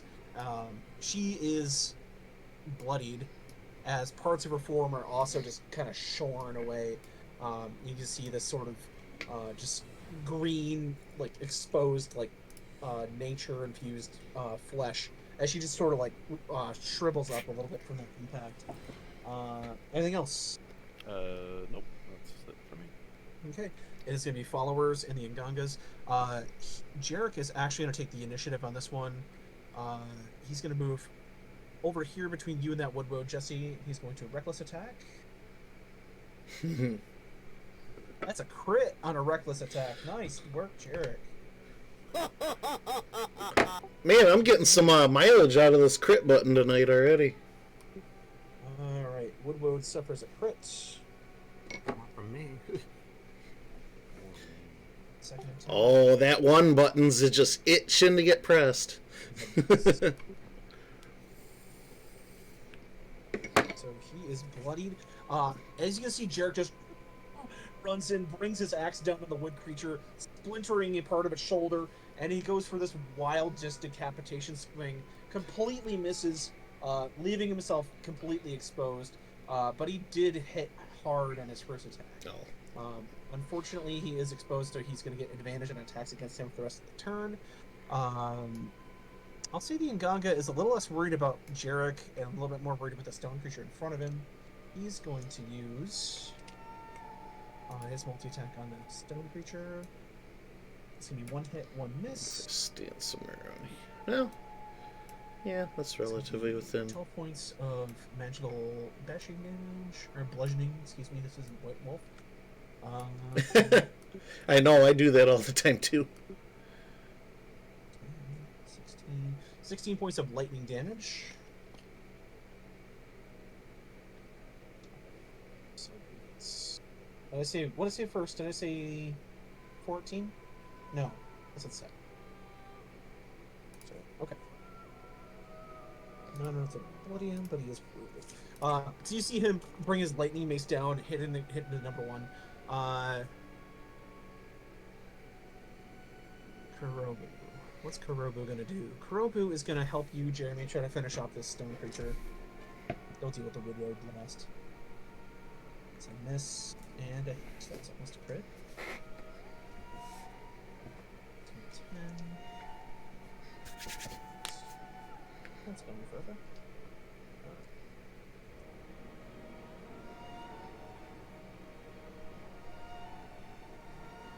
Okay. Also, not enough to kill it, but he does do a decent amount of damage to this creature. As you see him bring his kind of like lightning spirit infused mace down, slams it in the back, dealing regular damage, and then he almost gets it right across the face, just glancing blows on the creature's cheek, and kicks stone away as the lightning spirit just boom hits super hard, spraying gravel all over the floor. It's gonna be turn 5. It's gonna be Jesse in the last turn.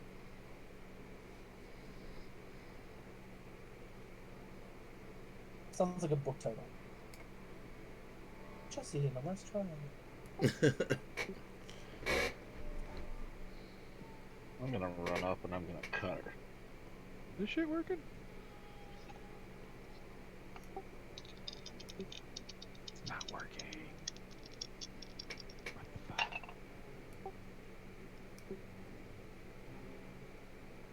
Does he mean his I got mic? a 20 and a nat 20. God damn. That would be a hit and a crit. What's it like? You better dice, bro. I can't help it. I didn't buy loaded dice. I mean, that's all you.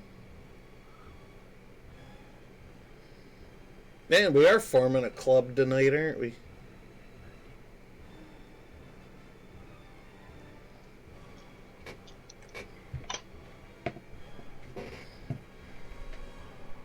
Okay. So.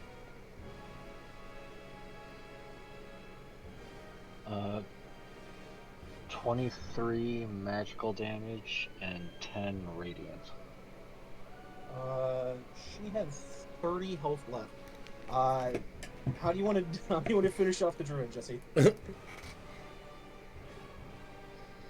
Well, I used a divine smite for the radiant damage, so I just want to run up, uh, slash across her to like lower her defenses, and then just like stab into her and have the sword emanate radiant damage and just go off inside her.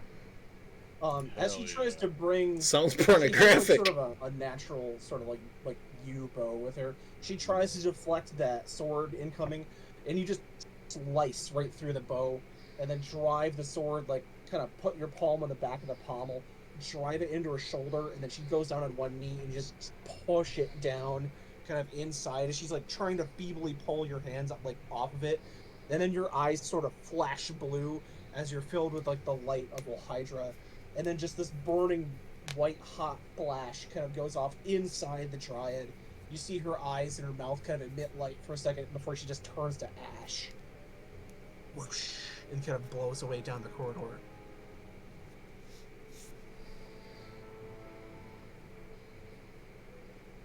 We win. Let's all go home. Not quite, but that was cool. Alright, well, the Dryad no longer has a turn because she's now a piece of ash in the hallway. The last Woodwoods are really gonna go.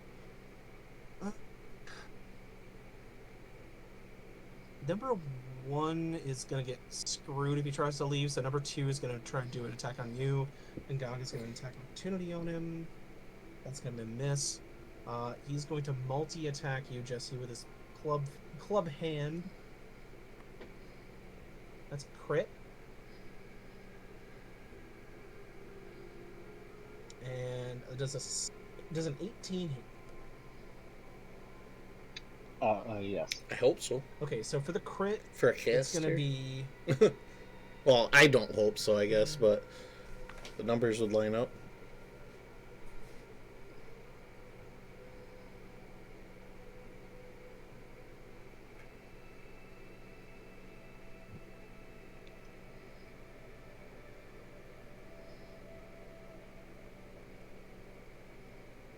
times 2. 36. 36 points of bludgeoning. I'll say, as you're sort of like pulling your sword up, he hits you full on in the gut, full force with this magical club. Just drives the air out of your lungs. And then as you're kind of doubled over, he's going to bring it down across your back, but this is just a regular hit. This one's only going to be 11 points of bashing, or bludgeoning. Yeah. This one is going to do multi-attack on Jarek because he's... I'm gonna hellish rebuke him. Okay. So he needs to make a dex saving throw. He got a 8. Oof. Fail. Failure. Not the face, not the face. 12 fire damage. Oof.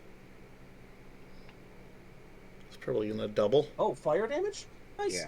Yeah. You found the magical weakness on this guy. As he sort of like gloats over you with it, you just like look up and this like white glint of energy kind of like pierces it, like twinkles across your eye for a second, and all of a sudden he just erupts in this white hot fire, just burning him down to his core. Oof. He got one clean hit, but now he's just dust. Was it worth it? Was it really worth it? Was it really worth it? And let me get Jarek's extensive, because my PDF reader is really stupid. Apparently you can compress the PDFs, but you have to actually own Adobe Acrobat, which I think is a little stupid, but okay. Let's get 60 seconds. I'll hit the level report. Also, he's getting 100. Just cause. Just cause.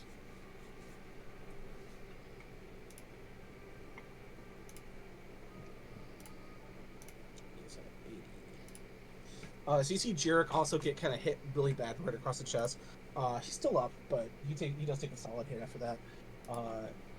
After the Woodwood's creature's turns, it is the stone creatures. Hello? Hello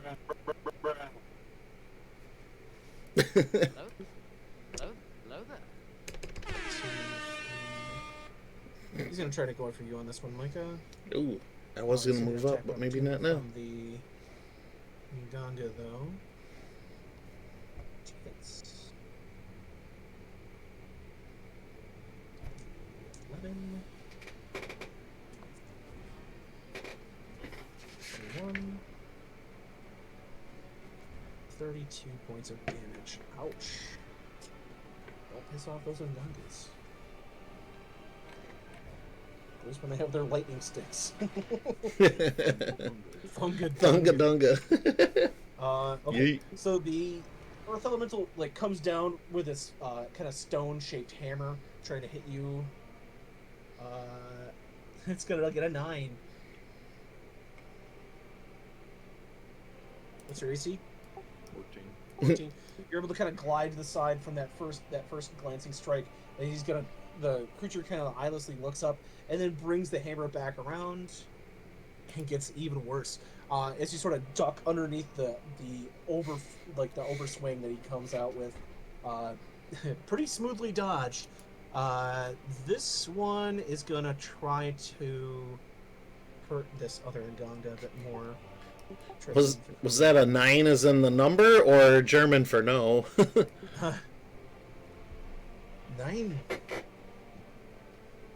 It's gonna be missing it.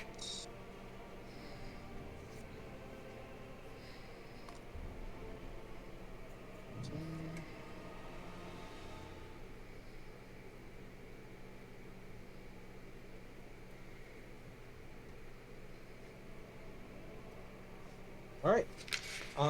End of their turn. We come to Jared. Alright. Flame Spirit's gonna swing around wide here. I'm gonna cast Firebolt through it again, but I'm gonna have it hit number 1, the Earth Elemental. Okay. How about 18? That's gonna be a hit. Okay. Keep in mind, I am an Elemental Adept Fire. Ignore resistances, if any. Okay.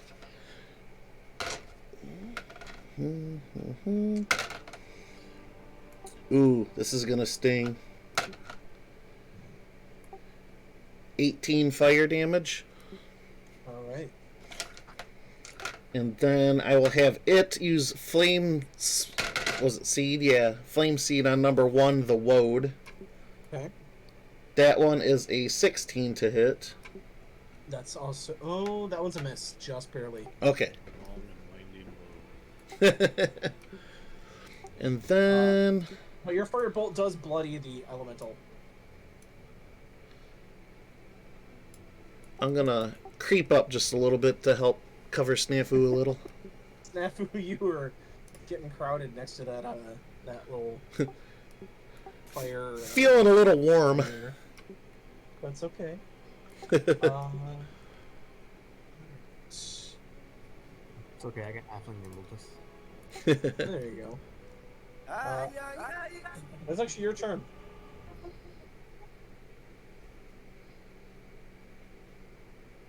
Alright, I haven't shot at one of these things yet, but let's see what happens. There's one thing right in front of me here, kind of.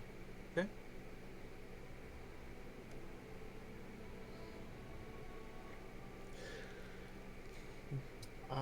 Does a 16 hit? 16 does not hit. Of course not, because my dice are being bitches to me. Okay, that's better. How about a 24? That's a hit. That's a hit.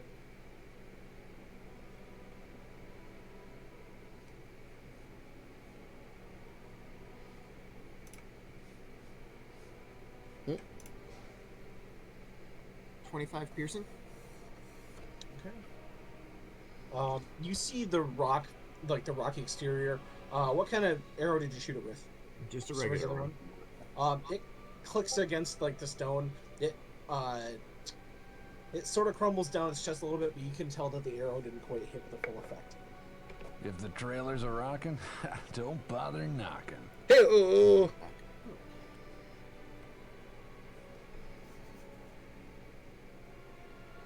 There, and we'll roll a stealth.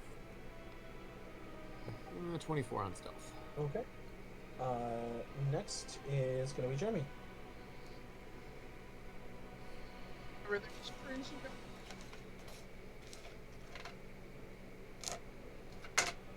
Yeah, you need like a tech guy. Yeah, you need a producer. I think too many things are trying to happen on my computer right now. This green stuff right here, is that difficult terrain? No, that is a corpse that is going to give you healing energy. Let's throw up. All right. Here's Upon- healing volume. Upon touching that fire, I extinguish the flame. John, if you'd like to delete that. Sure. Jeremy gained 22 hit points back. Oh, back to max. And I used one charge. So as you step onto the fire, Jeremy, it envelops your body, but instead of the burn, it actually feels like this comforting, soothing, kind of like standing in a hot shower. Just sort of like envelops your body, and you feel your wounds just kind of ease away.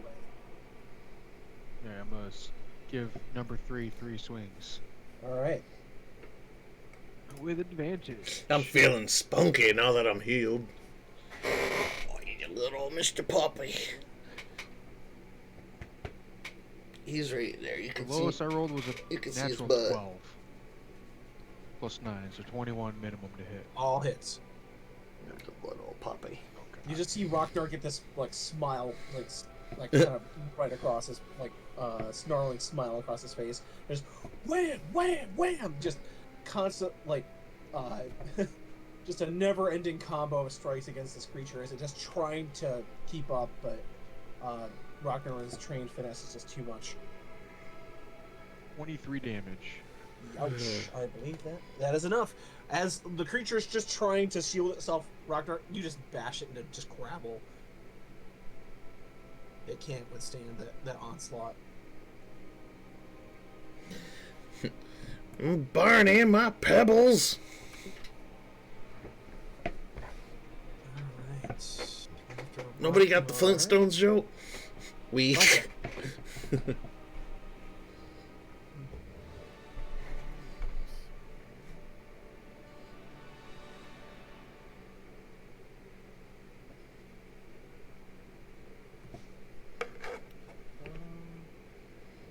there's only one guy left, I'll just matter agitate him. Okay. So Two technically, Oh, but actually, no, there's two guys left. there you go.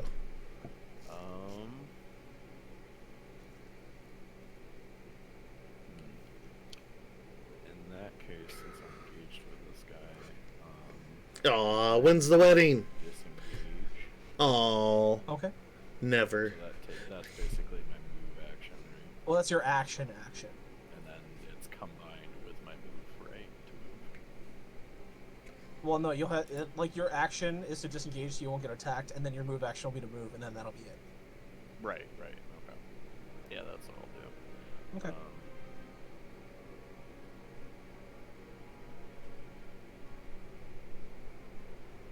You do see Karobu, like, as you're, like, looking over, he just saw Ragnar, like, bash that one stone creature down to dust. He is looking at the one right in front of you.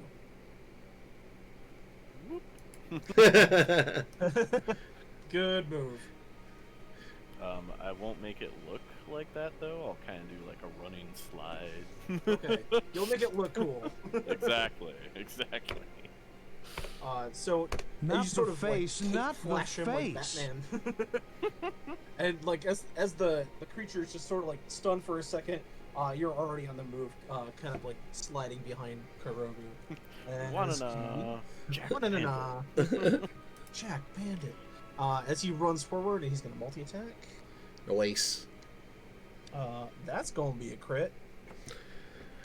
Son of a bitch, I'm really working That's this gonna thing be out. maximum damage. Okay. So, just on the weapon damage, that's gonna be 15.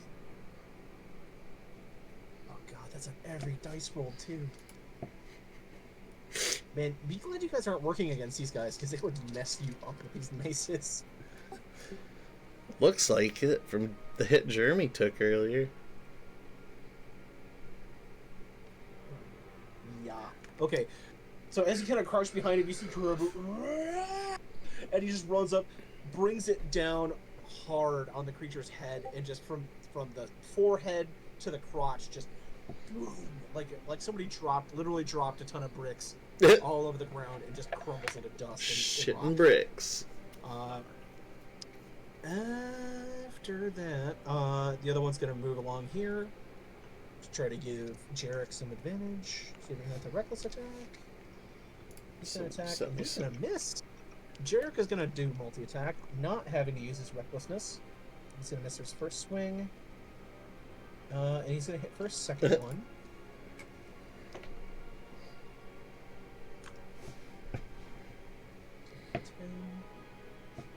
Okay, Woodwode is still up. As we go to Jesse.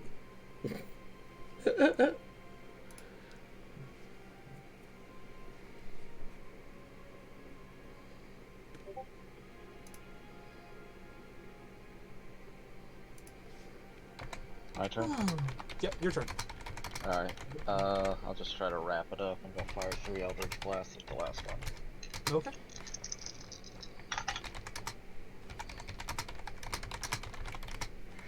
Uh, 17, 20, 24.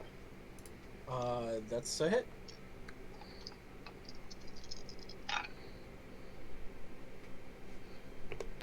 $30. 30 damage. Yeah.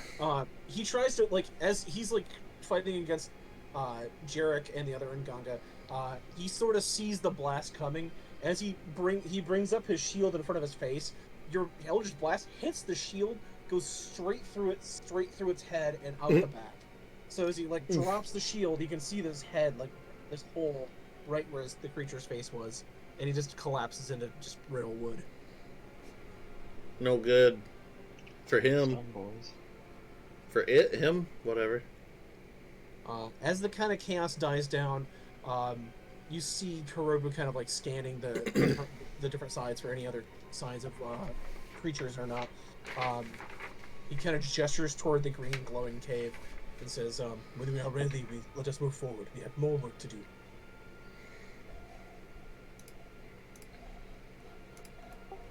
Uno momento, por favor.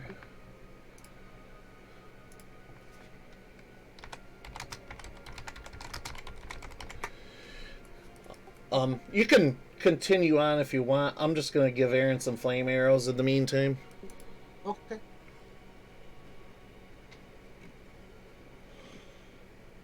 Won't know anything about that. Yeah, extra D6 fire damage. And 12 pieces of ammo.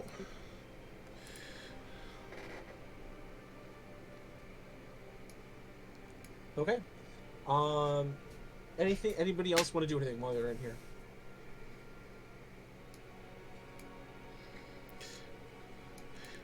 So, is that a green light or an actual green archway over there? There's a green light spilling forward from the kind of the ruin. You can tell this must have been the sealed door that was dug out as they were trying to dig out this new chamber. Okay. You said what was the damage on those arrows? Oh, a D6 extra fire damage.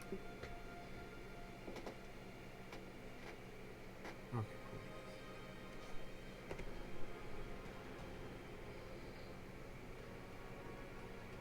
Okay, that was just a test. All right.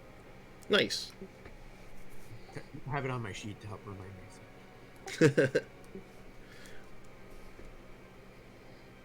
Okay. As you guys kind of draw yourselves together, Kurobu is going to lead the charge forward along with the other guy here. And whenever you're ready, we'll go ahead and go. He's going to lead into this sort of glowing green area with his mace raised, and it's kind of a shield ready, ready to face whatever creatures or spirits come out of this cave. So these other two tunnels, I guess I'll ask him because he was here already. Where do they lead to, and are they secure? You're asking Kurabu? Was he the one that was here before, or his? No, it was the Nganga that got possessed. Oh, okay. I thought you said one of these two had been here before already. One of them was. The one who was possessed, too. Oh, okay. Does he know? He's possessed. Oh, Possessed. well, who's that dude then? He's just another one that tagged along. Oh, okay. I thought the unique icon many was another named character. Nope, that is just the NPC token I did for the Ngangas. Okay. Never mind then. I'll just ask that in general then. Do we think these other two tunnels are secure? Oh, Jeremy's got a map. So we can see what's actually down them, I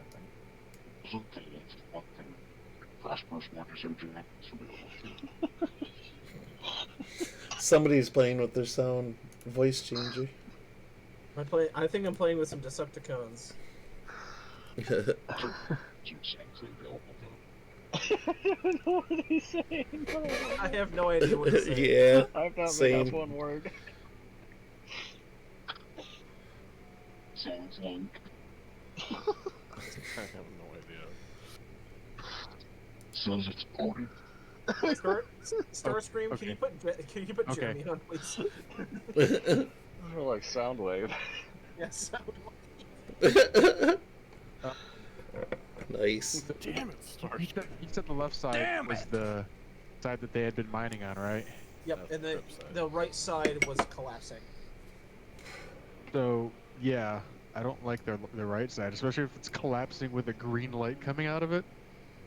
Nope, the green light is the one that you probably remember that they were digging out a new chamber, and that's where the spirits kind of erupted from. Oh, so is this over here the right side then? Yes. Oh, okay.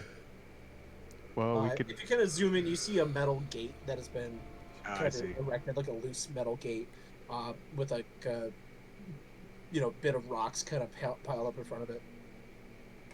Yeah,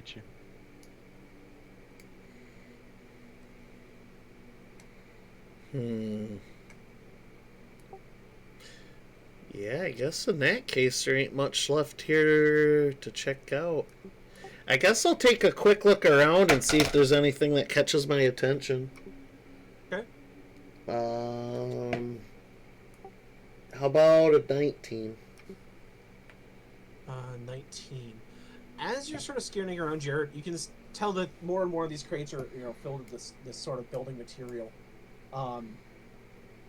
As you're looking around, you also notice one of the picks kind of like laying next to what appears to be like kind of a bit of like glittering stone kind of off the wall. I'll say it's kind of next to the gate here. As you sort of pick up the pick and kind of look at here, you notice that in this sort of vein, there's a small stone that is just barely visible. As you kind of pick up the pick and give it a slight tap and a crack, you pull out what appears to be a large like rough ruby. I'll go ahead and pocket that. Okay. Let's see here. Let me roll on the percentage to see how much it's worth.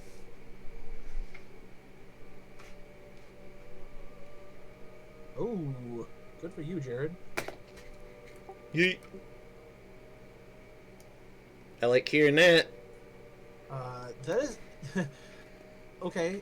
If you want to write 2,000 GP ruby Woo! on your character sheet or in the notes, Woo!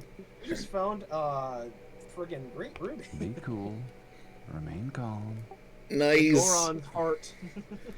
I'm gonna like secretly stash that. Okay. Anybody else want to check anything? I'll do a perception. Okay. Damn, I'm loaded all of a sudden. Whoa, my peepers! I'm sorry, Reba. I dropped my D20 on your I only had 800 gold before, and I thought I was sitting pretty then. Oh, Woo! sweet. 21. Micah, as you sort of like look down in that shaft that you saw the Dryad fall down in, you can see where her body hit is this sort of like bed of flowers and other sorts of bits of nature, as like kind of like her life essence has been reabsorbed into like the earth that she kind of died on. I'll see you kind of slide down the ladder. It's about like 40 feet just to investigate.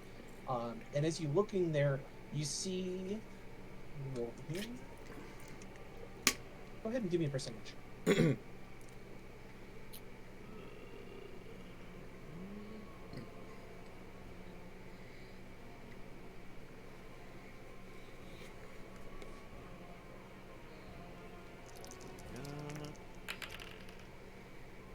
87. Okay. You see what appears to be like this bit of sharpened flint that she had in one of her she had like her arrows with her. As you pick up these, I'll say there's like a bit of arrow, like a few arrows. As you pick them up, you see that she actually had some nature imbued arrows. They would count as die 3+1 magical arrows.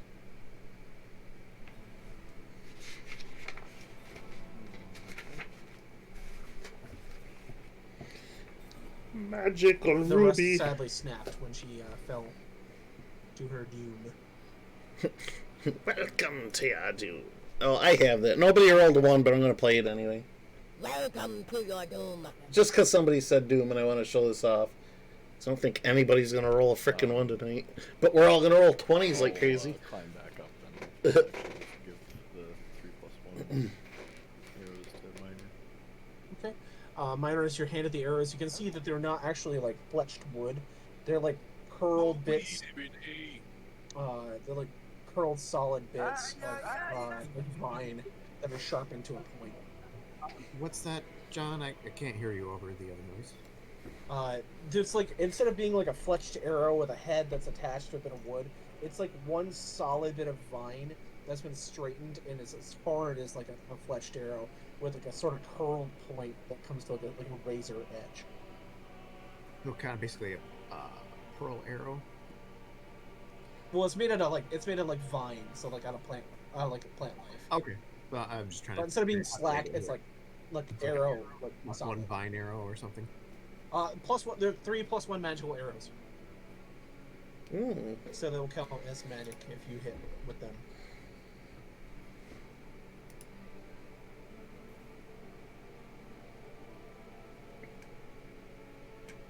There's only 3 of them. Yep. Okay, cool beans. Thanks. Yep. I was actually going to ask about what are these blue things here? You notice them all across Athos in various cave systems. They are just sort of these bioluminescent mushrooms giving off this faint blue glow. Are they edible? You can try. All right, let's try one. Okay. As you pop one in your mouth and you bite into it, you get this sort of like sour, gummy sort of taste that kind of plays across. Halfling's going to trip It's actually balls. pretty pleasant. And when you swallow it, it's like this tingly sort of feeling as it goes down to your stomach. Go ahead and give me a Constitution saving throw. Be cool. All right. Remain calm. Is this a poison by chance? Because I have advantage against those. Yeah, this would be. I would consider this a poison save. Ooh. Ruh-roh. I'll say a natural 14 out of 15, but with my con save, that's going to be a 22. That's a pass, and you gain 3 temporary hit points. Oh, not bad. But if you don't make the save, what happens? I walk out and be like, "Hey, this ain't that bad," and everyone kind of notices my tongue's glowing a little. Yeah, you can see like bits of his teeth and his tongue like actually emitting light. Oh boy, the halfling's going to be tripping balls for the rest of this now. Anything else? No, that sounds good. Be kind of like, all right, which way are we going? Okay. With that, you lead into the next chamber. I feel like kind of like like what was that True Dungeon that when you think like go to the next room. Oh, yeah. As you walk into the area where the green light glows, you see what appears to be these ancient green braziers filled with this sort of sparkling nature energy. Across the way, you see a stone bridge stairs leading up to a higher area, but it's not so high that you can't see on top. It's only maybe about like 5 feet up above where you are currently. As you kind of cross, you see two of the wood-woad creatures guarding this staircase along with two of the earth elementals.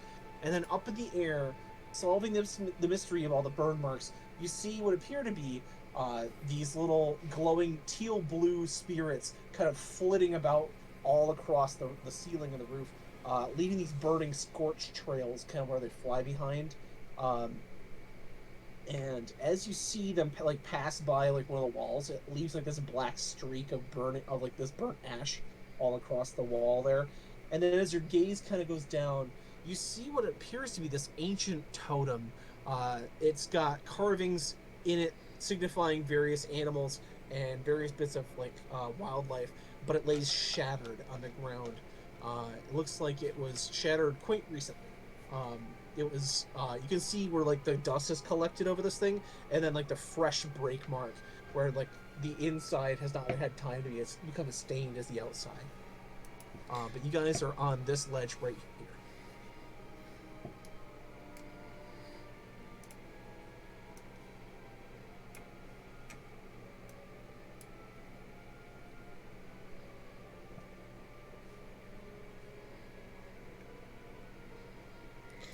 If you want to pop my flame spirit next to Snafu there, that'd be swell. Thanks.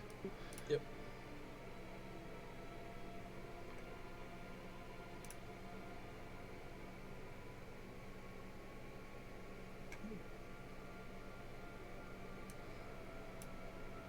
Actually, yeah, I'll sneak down here.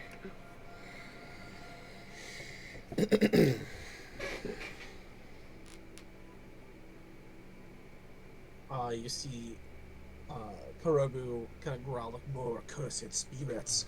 And then his other Nganka kind of look at each other and they nod, taking up their lightning maces and kind of heading toward the staircase leading up into the inner sanctum of the Druid Circle. I will go ahead and just use the old initiatives because I'll just say you guys have kind of always been combat ready, but I'll roll new initiatives for the enemies.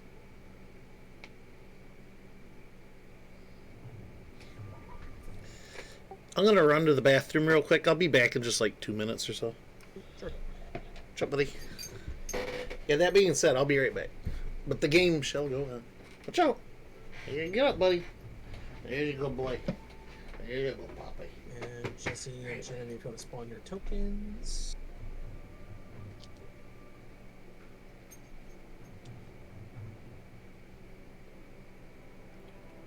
The smoke weed every day.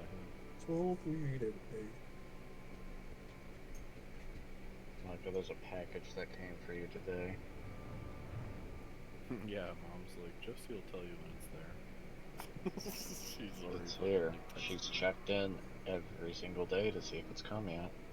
Yeah, she messaged me like just before we started playing. It's there. Just tell your mom to watch us play D&D. Now that she's got anything better to do.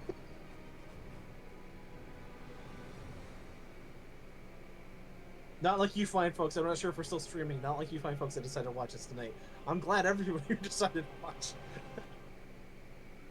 Normally her evenings consist of watching DVDs of her favorite shows that she just keeps rotating over and over again, and Farmville. That's okay. That is a day in the life of.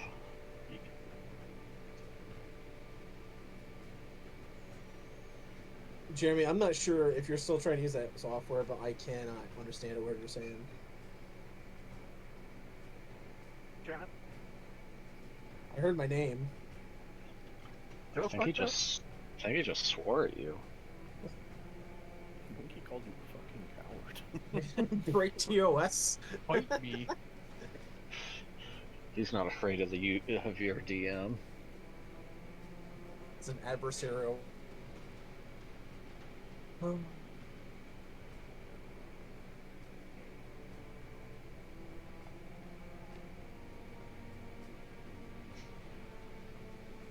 So yeah, Miner, you now know what the glowing blue mushrooms do. He might be sampling more, so. He knows they have a little tingle to them, but hey, it didn't bother him, so. They what taste the heck? good, but they burn going down. He's gonna burn coming out. He's gonna have glow in the dark poo! I mean, if he eats enough of them.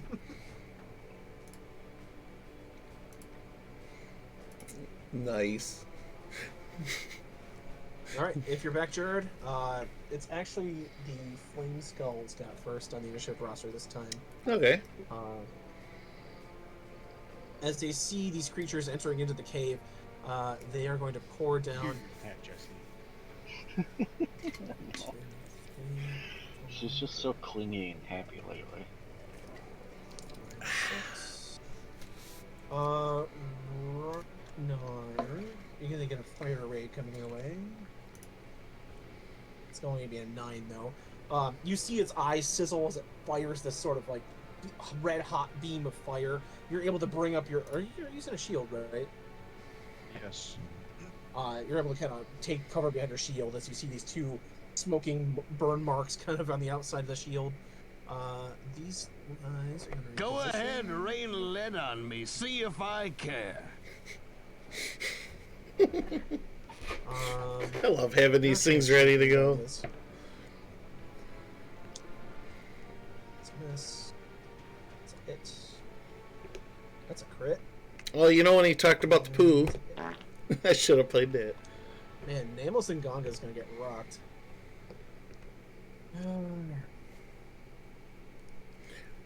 I thought that was the dog for a minute. It was part of the song. Yeah. You see Karobu kind of get singed across the thigh, but the other, as another beam kind of goes past, he's able to dodge it. The other Nganga just takes one full on his chest, and you see like sizzling burn marks on his chest kind of emanating out. And he takes another glancing blow off the shoulder, as these kind of fire skulls like flare all around you guys. Second in initiative order is going to be the Miner.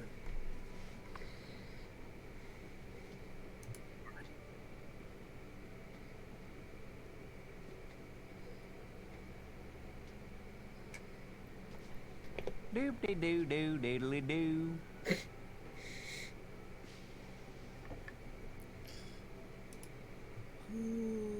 So that's just kind of a pit down to abyss. These things flying things, right? Yes. They're currently about 10 feet up above you guys. Okay,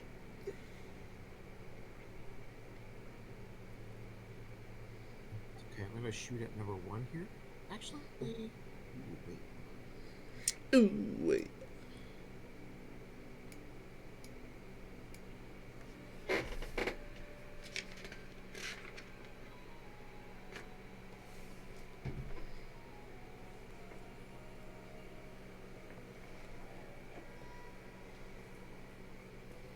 I'm gonna shoot at number 2. Okay. And actually, I will go ahead and bonus action aim, so I have advantage. Okay.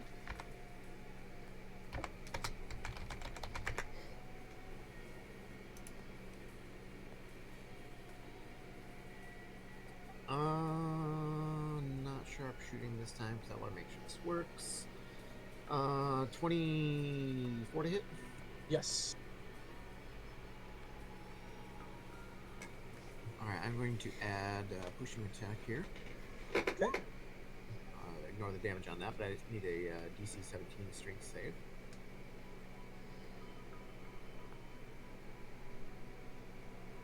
Ooh, strength is actually his best trait, and he only got a natural 7. So yep, he is number 1, Wow. right? Very nice. What's that? Was it number 1 or number 2? Number 2. I was trying to shoot the one into the other. Okay, so you pushed 15 feet. So 1, 2, 3. Number 1's gonna have to do a dex save, Uh-oh. which he does make. I'll have him knocked prone. That'll be the compromise there. So he's got the snail of prone. But you see number... Huh? I'm sorry. For what it's worth, it was 19 damage to number 2. Okay, yeah. That you see the arrow stick in just like the last one. You kind of notice that your normal arrow shots aren't quite as effective against these things.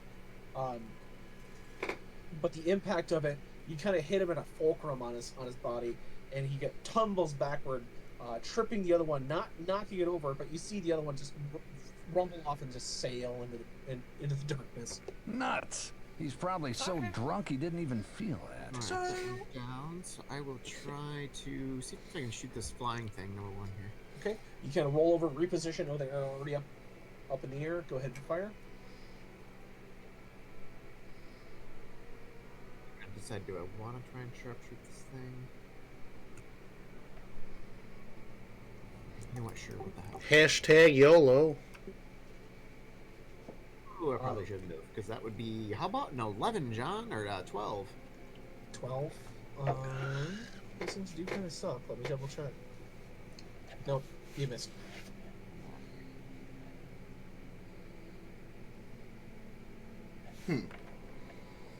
How much of a ledge is this right here? Okay, I was actually just going to go into that. Nice. So this... Let me draw this out.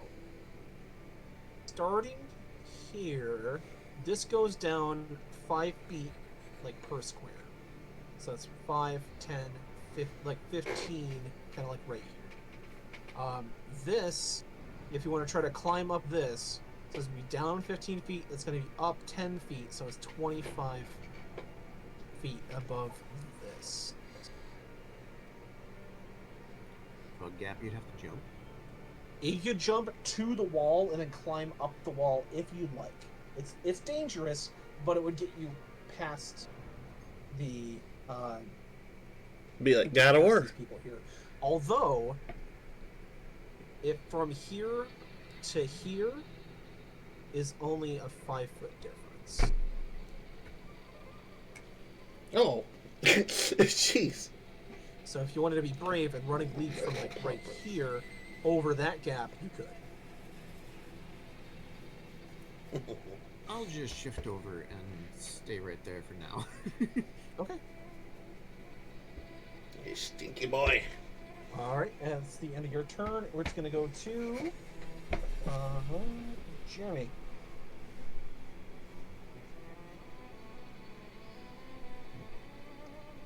Whoa. Okay.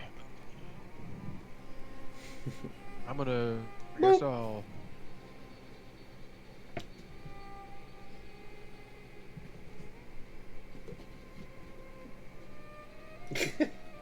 You silly dog. I guess I'll go up to number 1 and engage it.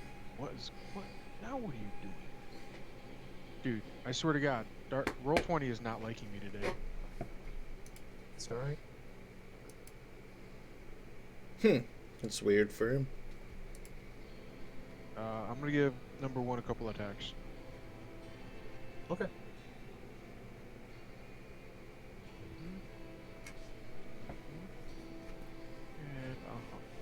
And There's a 15 hit. 15 does not hit. What about a 20? 20 does.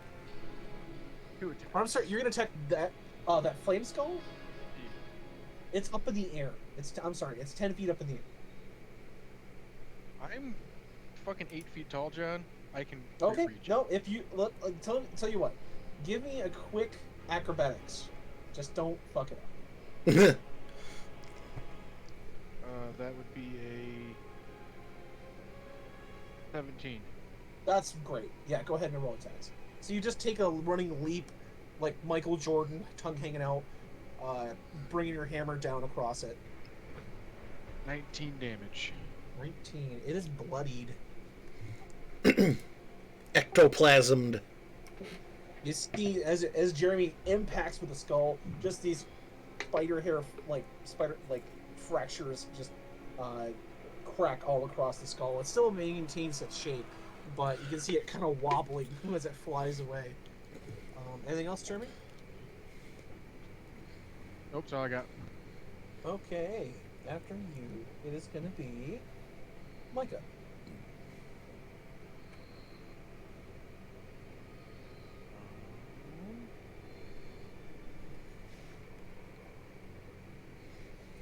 That's a creepy sound effect for this song. I like it. Apparently, in Diablo 3, we are now in the Garden of Hope Okay. on the soundtrack. I guess we'll see if this works. I am going to use one of my sciences. Okay. Science! Science. I was just gonna say. I'm going to try to use telekinesis. That's telekinesis, Kyle. Okay. And the ability I'm going to use is shove. You attempt to push a creature in the direction of your choice. The creature must make a strength saving throw against my power save DC. Okay. What is your power save DC? That is... I'm guessing that's the same as my spell save DC? Yeah. They just call your spells powers. 16. Okay, he got a 20. So he is able to withstand that push. Okay.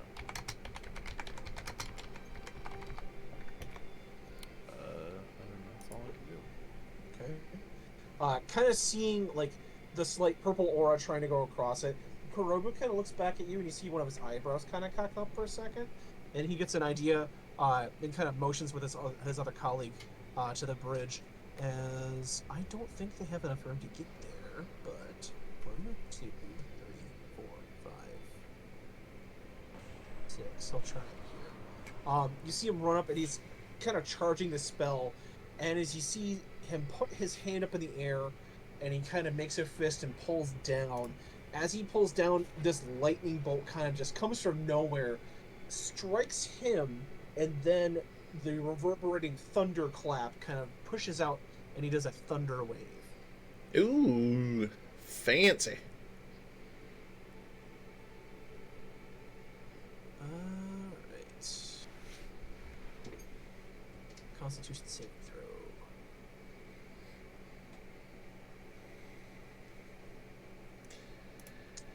I probably don't really have to measure. Yeah, jeez. That's almost within running distance. A pass. Yeah, I thought it was a good 60 maybe, but damn, not even hardly half of that. This one too. Pass. Okay. So I'm gonna take a bit of damage. My flame bolt's 120. Oh, jeez. Yeah, I can flame bolt anything, like, again, that distance. Woo! Alright, I don't even gotta look. Look, Ma! No measuring tape.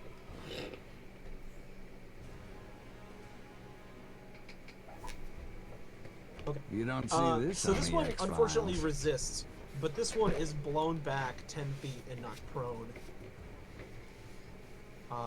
This one withstands. He would have been pushed off the ledge. This one also withstands. So they took a bit of damage, but he was able to kind of open up the gap. This one, kind of getting the same idea, is going to do 1, 2, 3, 4, but he's just going to try to shoving attack this one off. And he's going to completely miss. So you see him try to like run up and kick this woodwode off, but the woodwode kind of pulls up in a ball and blocks his attack.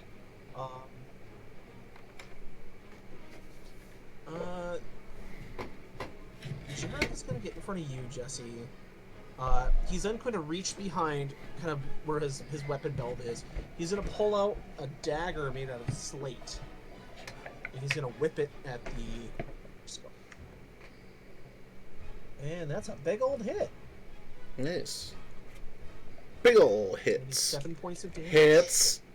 No ban, I said the right word. So you see him Actually, in I one don't even think solid, that would like, ban one me. fluid motion, just whip the dagger out. It turns end over end and slams into the eye hole of the fire creature, knocking away more bone. But the dagger does clatter down to the floor. But it does once again kind of further damage that creature.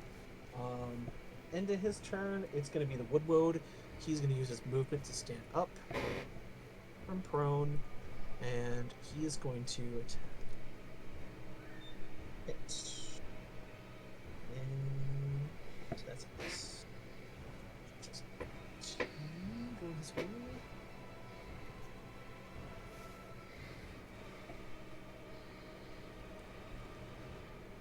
And this guy is officially bloodied. Oof. Okay. So you see for his trouble, that Nganga gets a wooden club like right on the arm. You see him almost drop his shield because the impact is so hard. Damn. After him, Jesse.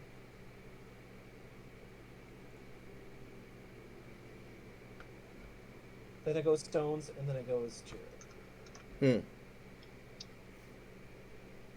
I'll try to finish off number 1 with Eldritch Blast. Okay. I think only 1 hit. I got a natural 4 and 5, and then Oof. 21. What do you add to hit? Plus 8. It's 8. Yeah, that 4 actually just barely missed. The flame skulls aren't super hard to hit if you like kind of gauge them, but they hit hard. So. Well, would the 13 hit? The 13 would hit, yes. Okay, so 2 of them hit. Okay. Yeah. Nice. Not So as the bad. first one goes wide, but you're like, oh, I should shoot where they're gonna be, not where they are, and you kind of adjust, and then your next 2 hit solid. Very minimal. Okay.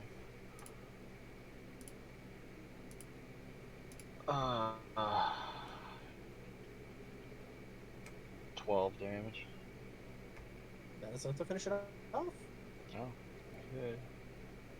Right? You just blast it to cinders as you're able to kind of lead the target. Boom! Just shatters in this green shower, or this teal shower of like sparks and bone. You do have movement left if you want to reposition.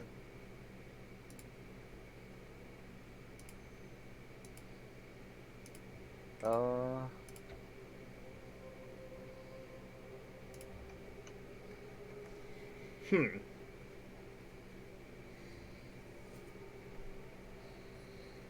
go right here. Okay. Next is going to be the stone elementals.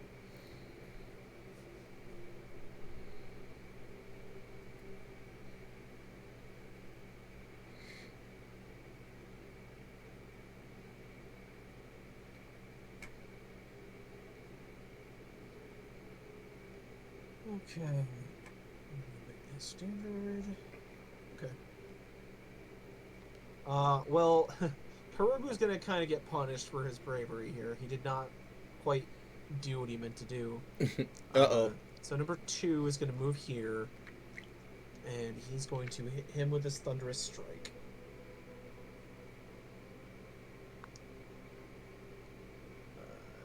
Luckily, that's a miss. So you see him charging up this thunderous blast, and Kurobu kind of like slides to the right. It blows in the sonic attack, doesn't knock him down. His follow-up swing also misses, but now number 1 is up. Takes his 2 movement points toward Kurobu. Misses with his first attack. Misses. Kurobu is the luckiest manga on Athos. He just evaded 4 attacks. I think that would have smoked him. Holy dooly. Wow. Okay. So yeah, you see him dip diving and on stairs leading up on a precipice. I'm gonna do it again. Not dying for some reason. That's incredible. Go Okay. ahead and rain lead on me. See if I can. Give it up for Kurobu. Kurobu. Hey. Jared, you're up. Okie doke. I'm gonna scooch up here. I'm gonna do what I've been doing. I'm gonna cast Flame Bolt through my spirit. I'm assuming a 21 hits the Woodwode. Yes. Okay. 2d10 plus a d4. 15 fire damage. Okay. That's a hit. And then 19 flames seed with the flame spirit That's a hit too. for another 6 fire damage. That's actually enough to finish it off. You notice, excuse me, you've noticed, Jerry, that your fire attacks are like super effective against these things. As it's sort of like going to club down on the Nganga again, it catches that firebolt in the chest, immediately erupts into flames, and then the fire seed just brings it down into cinders. Alright, that'll be it for me. Okay, top of the order, we go back to the flame skulls. Number 3 is going to reposition here and take another 2 shots at Kurobu. Number 4 is going to do the same to this one. Number 2 is going to move and try to get revenge for his buddy, Jeremy. So you're going to get a couple of flame rays coming your way. That's a miss and a nat 20. Hello. I will activate my rune. I have not activated my runes in a while. I know you got something. I know. Just gotta remember which page it's on. I think it's this one. Nope, not that one. Hold on. Pause.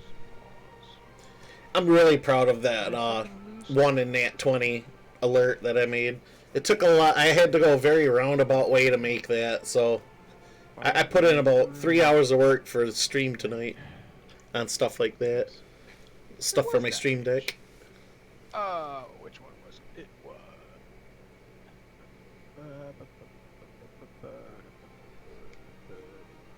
Da da da da da da da da. I had to get that for the stream deck. Da da da da da da da da da da da da da. I forget how he does it. He only has a 16 AC. Oh wow. Rune. I invoke this rune to enter a prophetic state for 1 minute till I'm incapacitated. When I or another creature I can see within 60 feet of me makes an attack roll, saving throw, or an ability check, I can use my reaction to cause the roll to have advantage or disadvantage. So I'm going to give it disadvantage. Okay. Ooh. You see these giant runes kind of flash across his skin, and just kind of like burst forth. And where once you saw, I'll say where once in reality you saw the flame like ray like headed right for Jeremy's forehead. It time skips. Oh god, natural 2. It time skips and then moves to the right like 3 inches and it just zings past his shoulder. Across Jeremy's knuckles, his runes light up and say love and hate on either hand. I spelled hate wrong and it says love and hat. Love and hat. I knew I should have started on the middle finger. Alright, let's see if the Nganga's going to Shit. It's a hit and a miss. He's going to take 10 more. Will my headphones reach? Yes, kind of. Karobu's going to go to Vegas after this because those are both misses. Damn, Kurobu. But his friend is getting messed up. Good boy. Okay, that's the end of the Flame Skull's turn. It's going to be... here.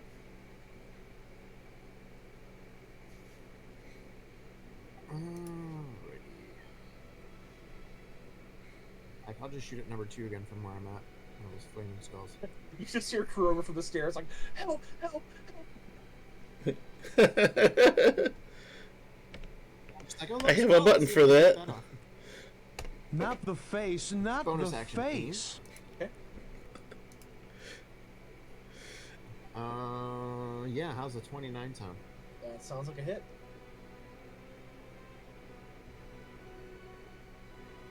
Uh, 11 piercing. Okay. I kind of wish they could hear my sounds too, No, they're weak, but they're not that weak. but at the same time, I don't want to interrupt them. Sharpshooting. Oh well. Yeah, let's try it again. Okay. That's gonna be an 18. Yeah, I'm gonna give him something. I'm sorry. yeah, it's a hit. His ability. He's struggle busting Another tonight. 10 piercing. He is bloody, but he's not dead. You're shooting at number 2, right? Yeah, this one over here near 2. Right, anything else? I think that's all for the moment. Okay. We then shift over to Jeremy. My turn again. Your turn again. You're gonna try to Michael Jordan this thing again? Jesse? Jesse, Huh? do you trust me? Uh-oh. That's a loaded question. Yes. How tall are you? My character? Yes. I'll say 5'11". And what's your strength score? 13. Ooh. Yeah, I'm charisma based. Like, I use charisma for literally everything. Even pooping. I have something cool. I have something cool that I want to do. It's Hear got the me out. body of a heavy reader. Heavy. I want to run and like It's a free country. leapfrog off of Jesse's shoulders Okay. and then come down swinging on top of the number 4 skull. Okay. All right. If you want to do that.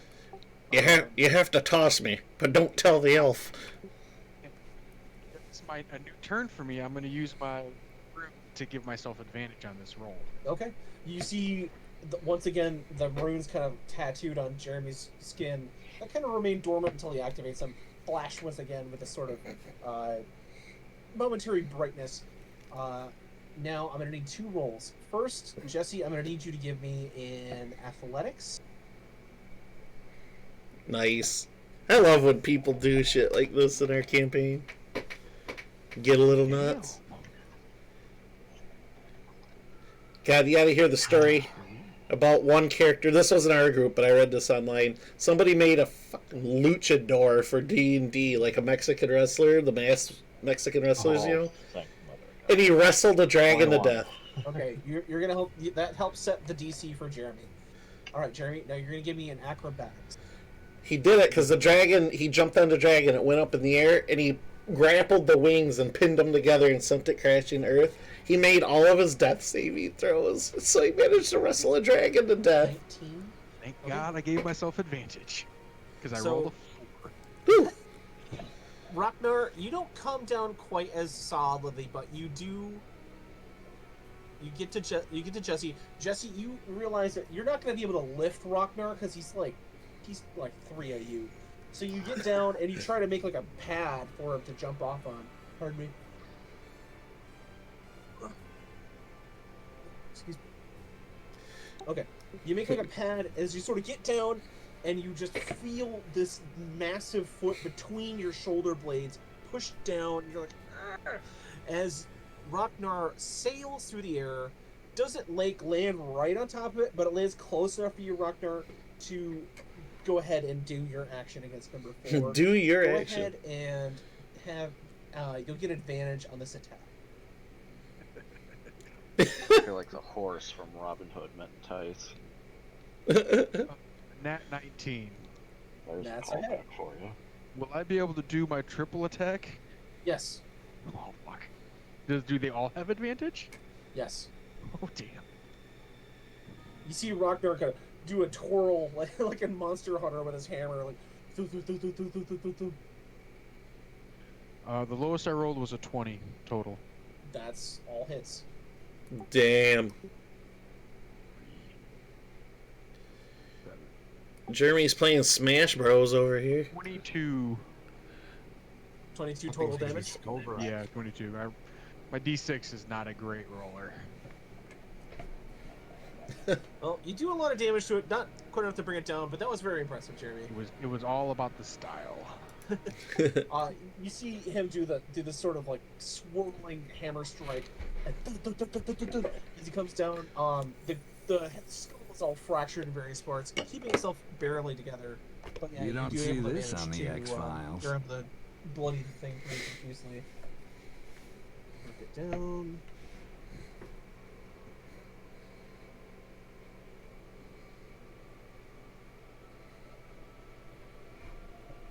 Okay.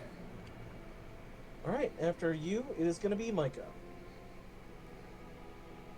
Have either of the stone golem things been hurt yet? Yes. Okay. You saw number 1 fly back when Karabu hit it with that thunder wave, but Number two, and the woodwood took a little bit of damage, but number one took the bigger hit. Okay. I'm going to use combat mode. Combat mode activated. ID insinuation on the number 2 golem. Okay.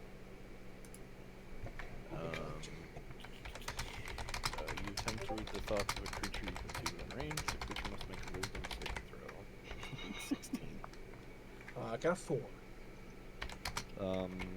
Failed saving throw, you access the creature's deepest darkest desires, and it takes 1d12 psychic damage.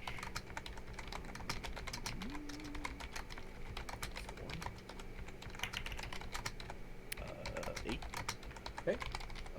On each of its turn for the duration, you can use your action to deal 1d12 psychic damage automatically. The power ends if you use your action to do anything else. On each of the target's turns, it can use its action to make another wisdom saving throw, ending the power on success, or if he moves outside the 60-foot range. So I'll put a little purple dot on him, because he's been dotted by you. Yep. I'm going to... Purple dot. I guess ignite the bonus action. Or, okay. Well, the power boost, which is a bonus action. I can spend 3 PSPs to induce the creature to act out its base desires. The creature becomes charmed by you for the duration of the power. While the target is charmed in this way, it must use its action before moving on each of its turns to make a melee attack against a creature other than itself that you mentally choose. Okay. The target can act normally on its turn if you choose no creature or if none are within its reach. So I'm going to have it attack number 1. Nice, very nice. So just as you sort of extend your perception out into the way, you collide with the elemental, and it's not like it doesn't have like a physical brain like everything else that you've contacted with, like with the way. It's essentially a feeling that you get. It just says it just keeps saying protect, protect, protect, protect. Kind of like this solid stone foundation of this hallway is your responsibility. You must protect it. As you sort of get into that mindset, you're able to sort of color the visions of the other creature as it sees its other friend as a threat as well. It's going to attack. Oh wait, it does it on its turn, right? It's my bonus action. Oh, your bonus. Okay. Yep. That's going to be a hit. One hit wonder. Let's hope not. Alright, so we need 12 points of damage. Tippity tappity, who's typing? That's Nancy. Everything you type, Jesse. Oh, that's Jesse. Hear everything he does because he doesn't do push to talk. Well, he's got his fucking gain up way too loud. Oh boy. I mean, I have a clicky keyboard too, but I don't have it. I don't know. Do you like keep your keyboard like right next to your face, like? I mean, it's probably like 1.5 foot away from my face because I'm sitting. Keyboard literally right next to my microphone. It's not picking it up. I don't know what's wrong with you. Well, you're using a fancy microphone. I'm just using the frickin' PS4 headset. Oh, that's great. I can hear your thoughts with your microphone.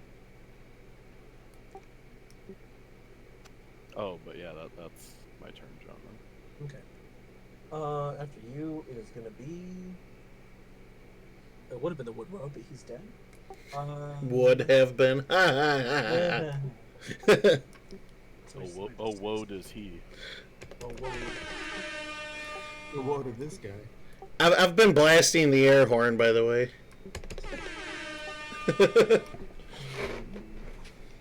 Okay, he's gonna try one last heroic ditch effort here. One for kicks. Is that every time there's a pun you blast him? No, I do this. I will never not laugh at a good fart. Just saying. I love that one because it's just so from the gut. Ugh.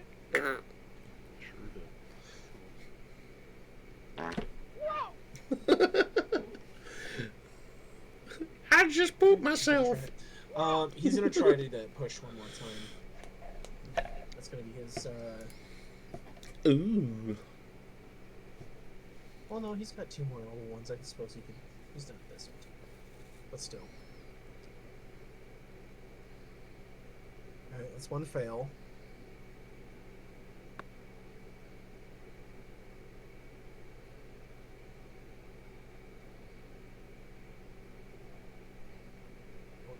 Okay.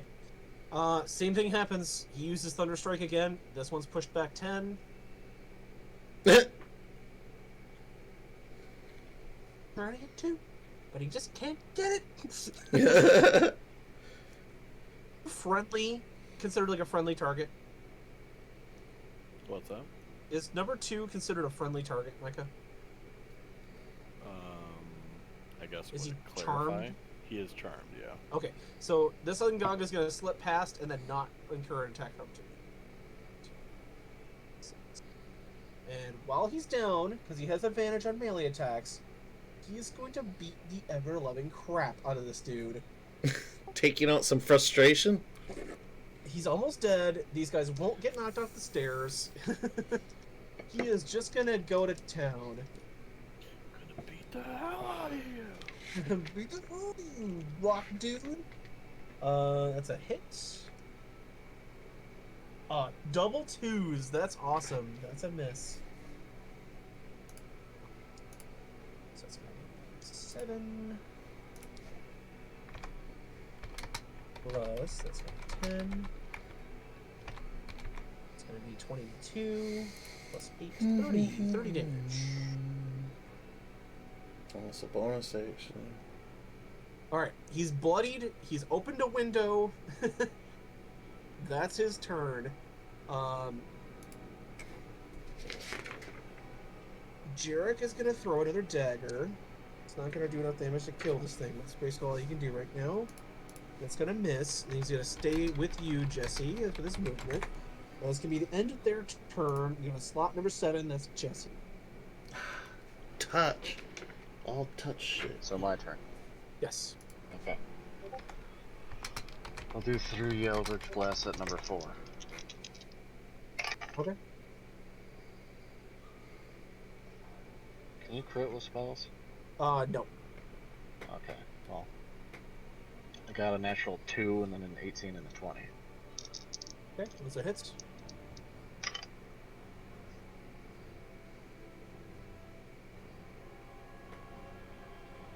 $17 damage. So which one? Number 4. Spear. That is enough to finish him off. So, as you kind of look up Rocknar after your lands, you see the Eldritch Blast slam into it, and it just showers you with bone fragments. It's like fun dead confetti. Saved your life. Counts as 1. Anything else you want to do with your turn, Jesse? I'm good. I can see and hit pretty much everything from here. Okay. After your turn, it is going to be the stone creature. Let me read that power that Micah used, because I kind of already forgot what it was. That's okay, because I have all of his powers here. Just a quick shout out, if there's anybody out there watching that plays D&D themselves, I highly recommend this website. This guy named DM Dave, he does a lot of cool custom stuff. He's the guy who made Micah's class that he's playing. He's playing as Scion. He also does a magazine called Broadsword that I like.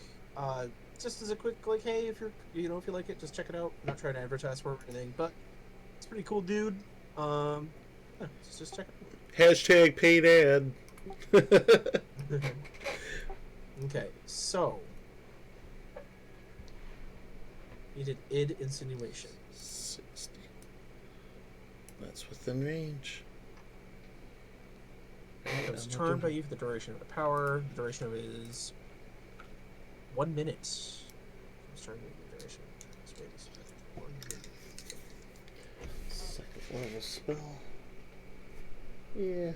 Okay, alright. So he's just gonna stand there. He's charmed until the end of his turn. He gets a saving throw. He got a 1, so he's going to remain charmed.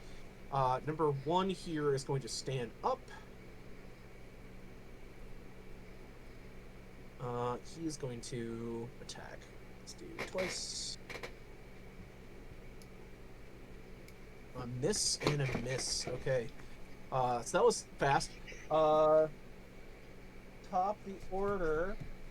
No, Jared, and then top the order. 8.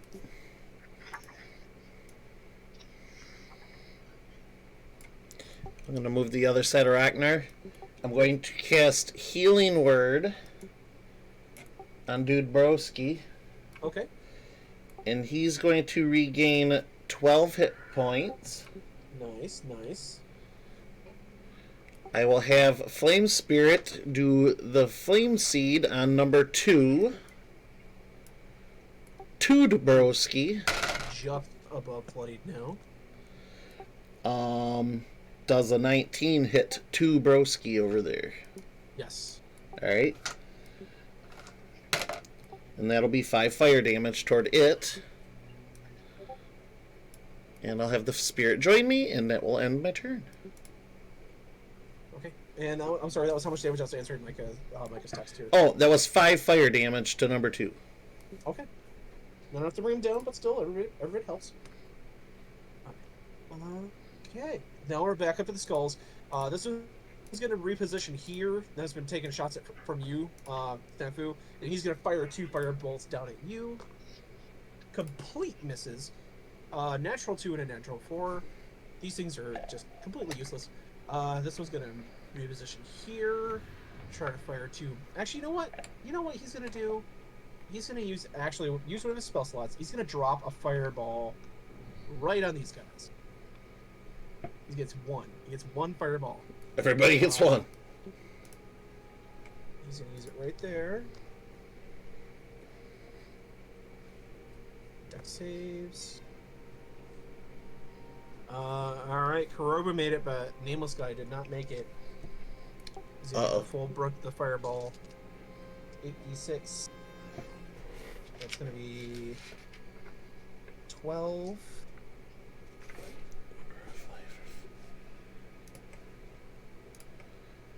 22, 26 points of fire damage, so he's going to take 13, he's going to take a full 26. Unfortunately, undoing your healing, Jared.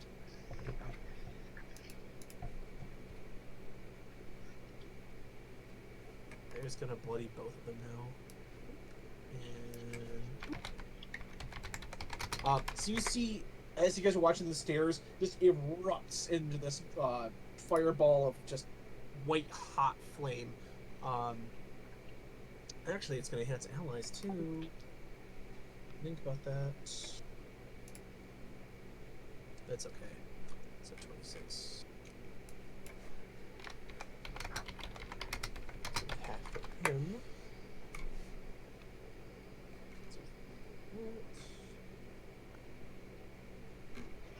Okay.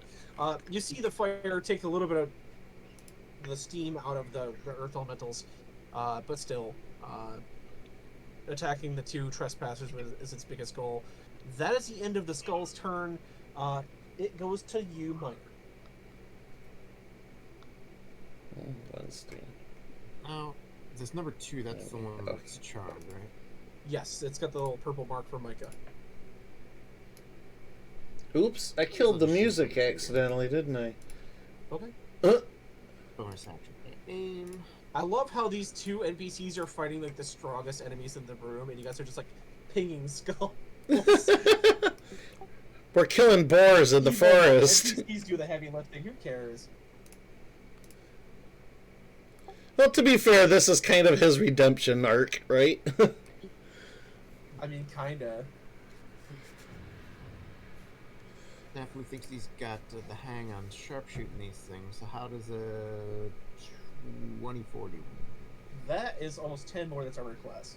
Actually, no, it is 10 more than its armor class. Does that count as being within 5 feet of a friendly, by chance? Or is it too high up? It is too high up, technically. It's 10 feet in the air. Okay, that's fine.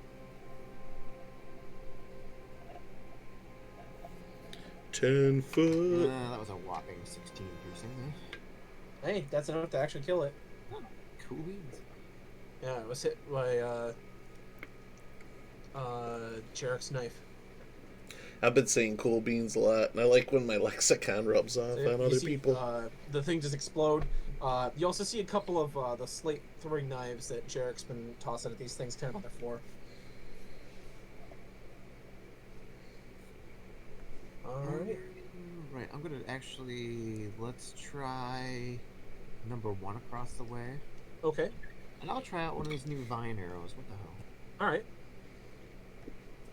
They're not as good as the TikTok arrows, but... They get the job done. You know what? I'm freaking fire flame arrows too, damn it. 14 to hit on that. That's a miss. Yeah. Alright. Go ahead and give me high or low. I'm short, let's go low. You see the arrow clatter because it was just a miss with a magic arrow. I'm not gonna make it. Here. You just see it laying on the floor right there where I put the red X. Sweet, so I can retreat. That'd be a dick move. I'm not gonna do a dick move. I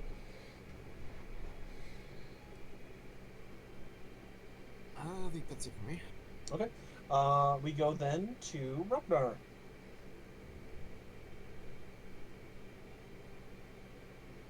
We joined Ragnar already in progress. I guess I'll go up and help out and hit number 2. Okay, he is charmed.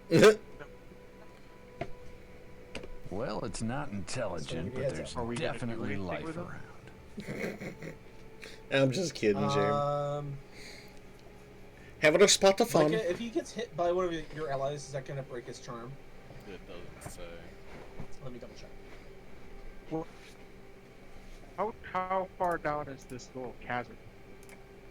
Huh? How far down is the chasm? Oh, it just goes off in the darkness. I want to grapple and try and throw him into the abyss. Oh. Okay, go ahead and give me an athletics check. 23. Oh, you rolled terribly. Alright, you grab him by the arms. If he was bigger, you'd probably mention this being tougher, but you're able to just, like... You know how they don't say lift with your back, but, like, you kind of have to in this situation. And then get a little bit of a wedge on him, put your leg out, and throw him off into the abyss. Woo! God, I really hope this picks it up, but I have the perfect fucking thing. Why are you in like an auditorium now?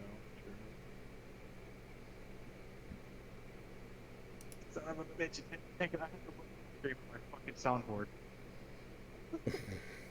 That you might just want to like look at your mic because like half the time it's like barely like it like picks you up, but it's very like choppy. Yeah. Yeah. It could just be that his computer has a lot going at the same time, though. Yeah.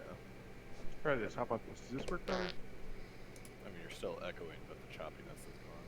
Yeah. Okay. Alright. With Ragnar using his ungodly strength to chuck that rock creature off the stairs, it goes to Micah. So you feel your connection sever with the creature as it falls kind of out of your range.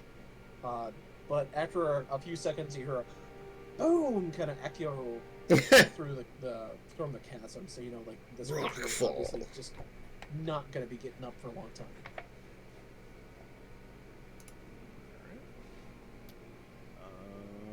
Then if that's the case,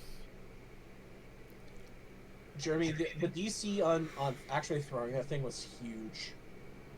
If you would not have gotten a 3, that would have not happened. A future, so. I'm going to matter agitate number 3 here. Skull. Okay. That's a 10. Look, I can't imagine he's got a great con. He's like the buffest skull. He's got the squarest jaw of any skull you've seen. Yeah. He's like the Gaston of skulls. Such a chiseled jaw. No one hunts like Gaston. No one scares like Gaston. No one possesses your buddies like Gaston. Alright. Some solid numbers.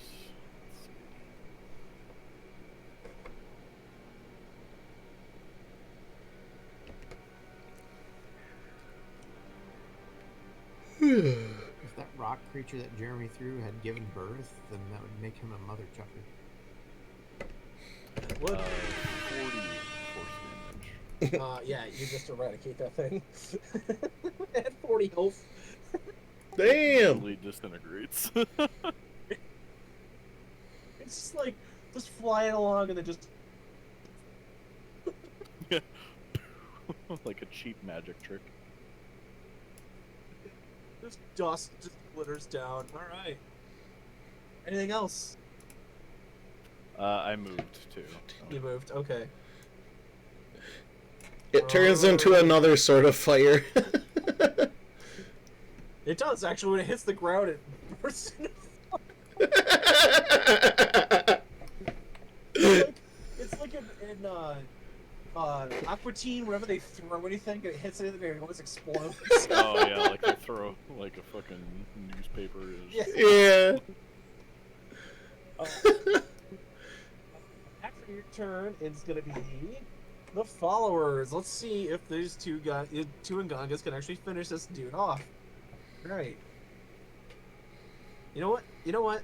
He's gonna shift here, so they get advantage with each other. Alright, that's one hit. Oh god, that's a 6 and a 1. What are you guys... High? Okay, that's a miss. Okay, that's a hit. And a miss. Oh my god, are you kidding me? Okay, so the Ngangas are kind of hitting him a little. Let's see. The NPCs are the stars tonight, man. 422.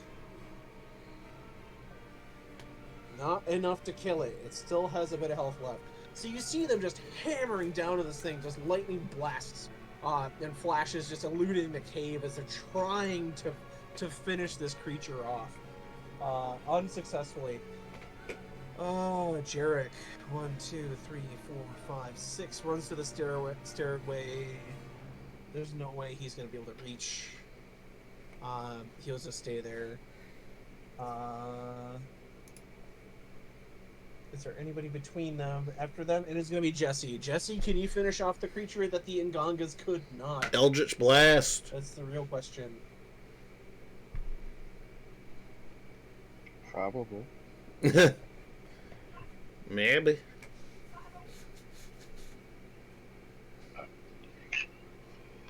Oh, let's see if it can take 3 Eldritch Blasts to a face. Let's see. A 14, a 22. That'll hit for 10. sure. 14. 43. 14 misses, 22 hits, and a 10 misses. So probably not. Maybe. Oh, maybe. I did the maximum amount, 14. He had 8 health.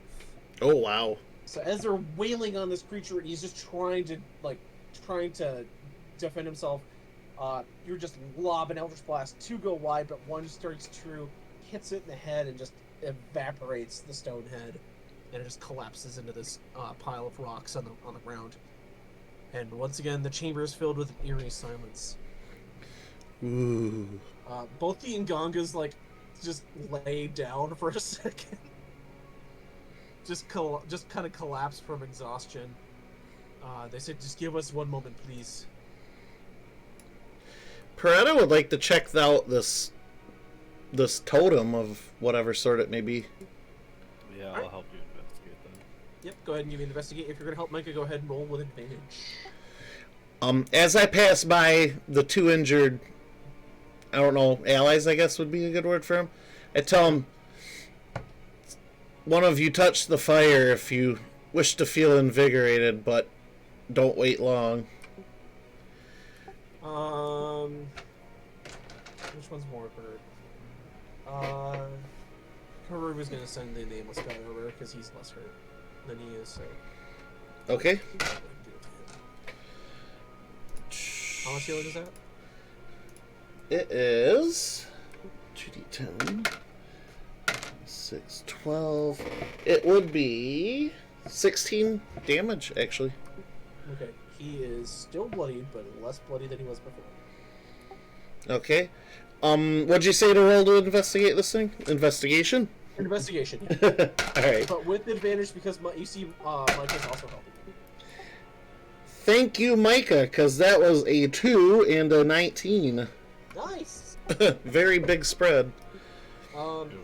As you're sort of going through the wreckage, you can tell that this totem was constructed to solidify what is probably best described as a tear in the natural reality of this cave. You can tell that this carving is meant to represent some other type of creature that you haven't seen before. It actually looks a lot like the Forest King that you guys have been fighting. The spirit that possesses and like turns it into that strange, huge creature. You can also see, you recognize, Piretta, elven runes kind of carved into the base, but these aren't normal elven runes because you rolled so high with your investigation. You don't know why you know this. This is something from some other part, maybe some other lifetime. These runes were actually written by Eladrin. High elves from the Feywild, specifically. Okay. Okay. You notice that, and you know that Eladrin are. You've heard rumors they're, if they exist at all, they are hyper rare on Athos. What does it? Can I read what it says? It is basically reads an incantation in Druidic in a binding circle. It's just the magical science of the spell written there keeps the Feywild from spilling out into this particular cat. If I were to use my mending spell with some of my components, would it be possible to repair this? It would. It's gonna take 10 components. I offer forward the suggestion, but I only have 8 components on me. If anybody can help me out. I might be able to. What kind of components? Just weapon construction components. So you're like, your poison ones would not help.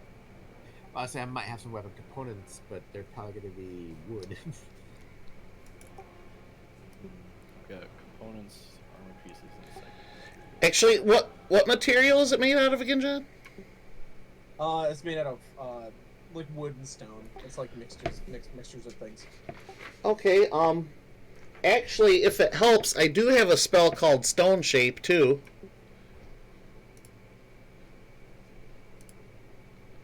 Oh, let me read Stone Shape. Spell this by name. And this is a scroll, right? No, it's the totem. Oh, okay. Totem. You touch Has that. Okay. You touch a stone object of medium size or smaller in a section of stone no more than 5 foot in any dimension and shape it in any way that suits my purpose. For example, I could shape a large rock into a weapon, idol, or coffer, make a small passage through a wall, as long as it's less than 5 foot thick. I could also shape a stone door or seal it shut. I say if you use that spell in conjunction with your materials, it will only cost 5. Okay, I'll do that, but I would still like a little help if somebody could help me out of depleting all of my resources here. Like even 1 or 2 would help. Let me see. Which specific materials? Just components. Components is like the unit of resource we use for repairing and building things. Yes. Okay, because I also have. So is this totem magical? You can tell that when it's complete, the runes should reactivate. Okay. Well, I guess would you argue the runes are what give it magic, or is it the object itself that's magic? Oh, because the runes are kind of carved all throughout this thing. Sorry, Jared. I forgot I was off mic. I've got 15 components. I'll give you 2. Okay, thank you. Okay. I'll pitch in 3 of my own to finish off the 5 then. Okay. As you kind of take, like, it's going to take a few minutes to kind of get all this stuff together. As you gather everything up, you are able to see this purplish greenish light kind of like beam throughout as the runes are activated, and where you once kind of felt this turbulence kind of in the air in the mountain, you sense it kind of calm, and then you also notice that well, you wouldn't notice this because no more creatures left. It kind of seems like the forest exhales and things kind of calm down. As the runes sort of reactivate, up ahead you hear this sort of keening sound, the familiar sort of cry and rattle of the Forest King, as something that you have done in this room has greatly upset him. I'll warn the others, prepare for battle. Up ahead.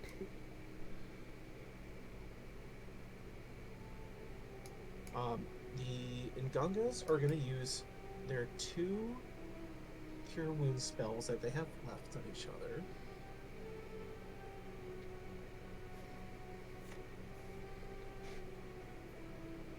Just give me a little bit of housekeeping here. Give me 1 moment. They're just like rubbing their hands on each other's arms, like. Okay, It's not weird. Don't look. It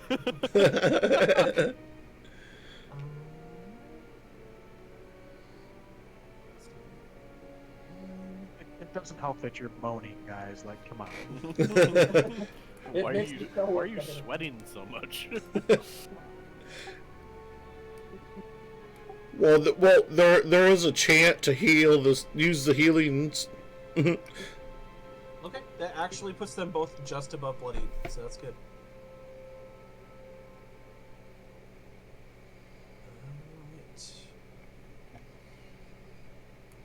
Alright. Am I able to move anymore, or am I pretty much spent?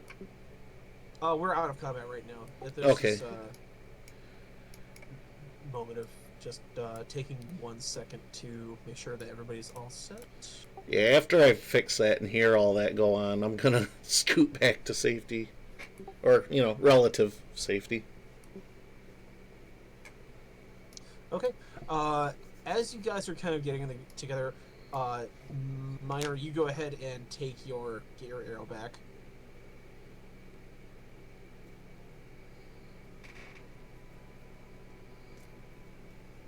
Piggy do. There you go. I just had to do something real quick. These guys aren't bloodied anymore. By just barely. And yeah, once you see this thing reactivate, it is in the shape of the Storm Lord, of the Forest Lord. And you can also see that at the base, you can see what appears to be a flow of, let's say, like chains, kind of, like made out of stone. Just as sort of the base relief, it gives you any sort of extra flavor to the statue. As you guys are sort of kind of getting yourselves together, Korobu kind of points forward and says, "It appears there is only 1 chamber left. Let us finish what we have started here." And leads you guys into the last chamber. Oh, snap. You are the last chamber. As you guys enter this chamber, you see that most of the floor has collapsed away with time. Where there was once these ornate walkways, has now collapsed into just like a gigantic drop off into the chasms underneath this mountain. Standing on a giant circle above what was once, or below what was once this churning maelstrom of energy, Just before it closes, you guys are able to see what appears to be a 50-foot wide diameter circle, which is just this burning purplish portal into the Feywild. You can see, as you look, purple skies with an orange moon, and just this sprawling countryside of just this vast jungle. You can see white palaces of marble carved for like Feywild kings that hunt their borders with extreme prejudice. As you look at this fading place, that only your dreams could imagine, the portal kind of shimmers shut as only a few more of these fire spirits flitter through into this dimension. You can tell that these creatures are not undead, but they are in fact spirits from beyond the Feywild, coming to take over and infect more hosts. But now that their link has been severed, they can no longer come to this dimension. As the portal closes, and as you all arrive here between the two green burning pillars, the Forest King looks down, and his eyes turn from the cyan blue to this deep red. As he kind of howls this anguished cry, and his rattlesnake tail goes off. He lifts up off the ground, and starts to fly into the air, and that's where we'll pick up next week. Woo! Very dramatic exit. Thank you so much. If you guys had not repaired that, this has been a lot harder. Good. Do you want to spawn in this room yet? Yeah, go ahead and spawn your pieces, and we'll just pick up here next week. Outside? Right here, south? Okay. between the two green brick pillars. And then my spirit behind me.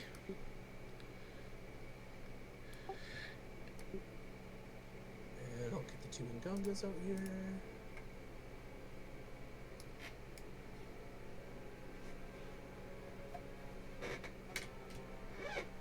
I have to go to a specific spot to get them because I have uploaded them, but I have not put them in their proper folder yet.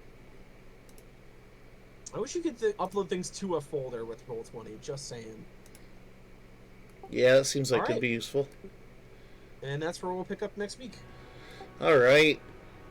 Right on. Very exciting, John. Thank you. But yeah, appreciate everything. I'm gonna go ahead and close out the stream. But yeah, very fun as always. Before we close out, you guys won't receive the experience just yet. I'll go ahead and award. I'll do 15 experience points for tonight's adventure. Getting that pillar built back together. Jeremy, your move there with your jump. A lot of creative play tonight, so yeah, I like that. We'll do 15 experience. Awesome, thank you. I was just gonna do 10, but I'll throw an extra 5 on there. So. Woo. We got a little imaginative tonight. Yeah, good job, guys. But awesome, appreciate it as always, John. And yeah, if there's nothing else, we'll be here next week to resume this and see what the Feywild has to offer us in its flavors. Well, you see it. Yeah. What the Feywild has to offer you. Oh, it's like now you have to banish it. It's like Superman ice cream. Yes. All right, guys. Have a good night. Thank you very much, and I will see you next week. All right, sounds great. Have a good weekend, you guys. Yeah, you too. All right. That being said, it looks like everybody's done for tonight. Let's see. Do I have? Nope, I don't have a face camera button yet. That was one of the things I was going to do, but anyway. Hey, oh yeah, I switched it over, so I don't have to transition it. So yeah, that was exciting. We're figuring a little bit more out what is plaguing Gulg here. Yeah, that Forest King is pretty intimidating. I noticed those colored lanterns around him, and the fact that he's standing in the portal kind of matched that amulet that I have, so I got questions there. And then I got that scroll of banishment, so I think between that and closing the gates, this is looking pretty good for us. But it is the Feywild. It is very chaotic and unpredictable, so who knows? It could change quickly, but I feel like we may lose one of our NPC allies here because they're at half. Bloodied means half health, by the way, if you didn't already figure that out. When you're bloodied, you're halfway dead, and usually certain conditions can be met if you're bloodied, like spell conditions or, if somebody gets an advantage on you or whatever. But anyway, I've been getting like 4 hours of sleep a night for like the last 3 or 4 nights. I'm going to go ahead and close out. Thank you all for tuning in tonight. Conrad Kush, always a pleasure. Love having seen you here, chatting with you and everything.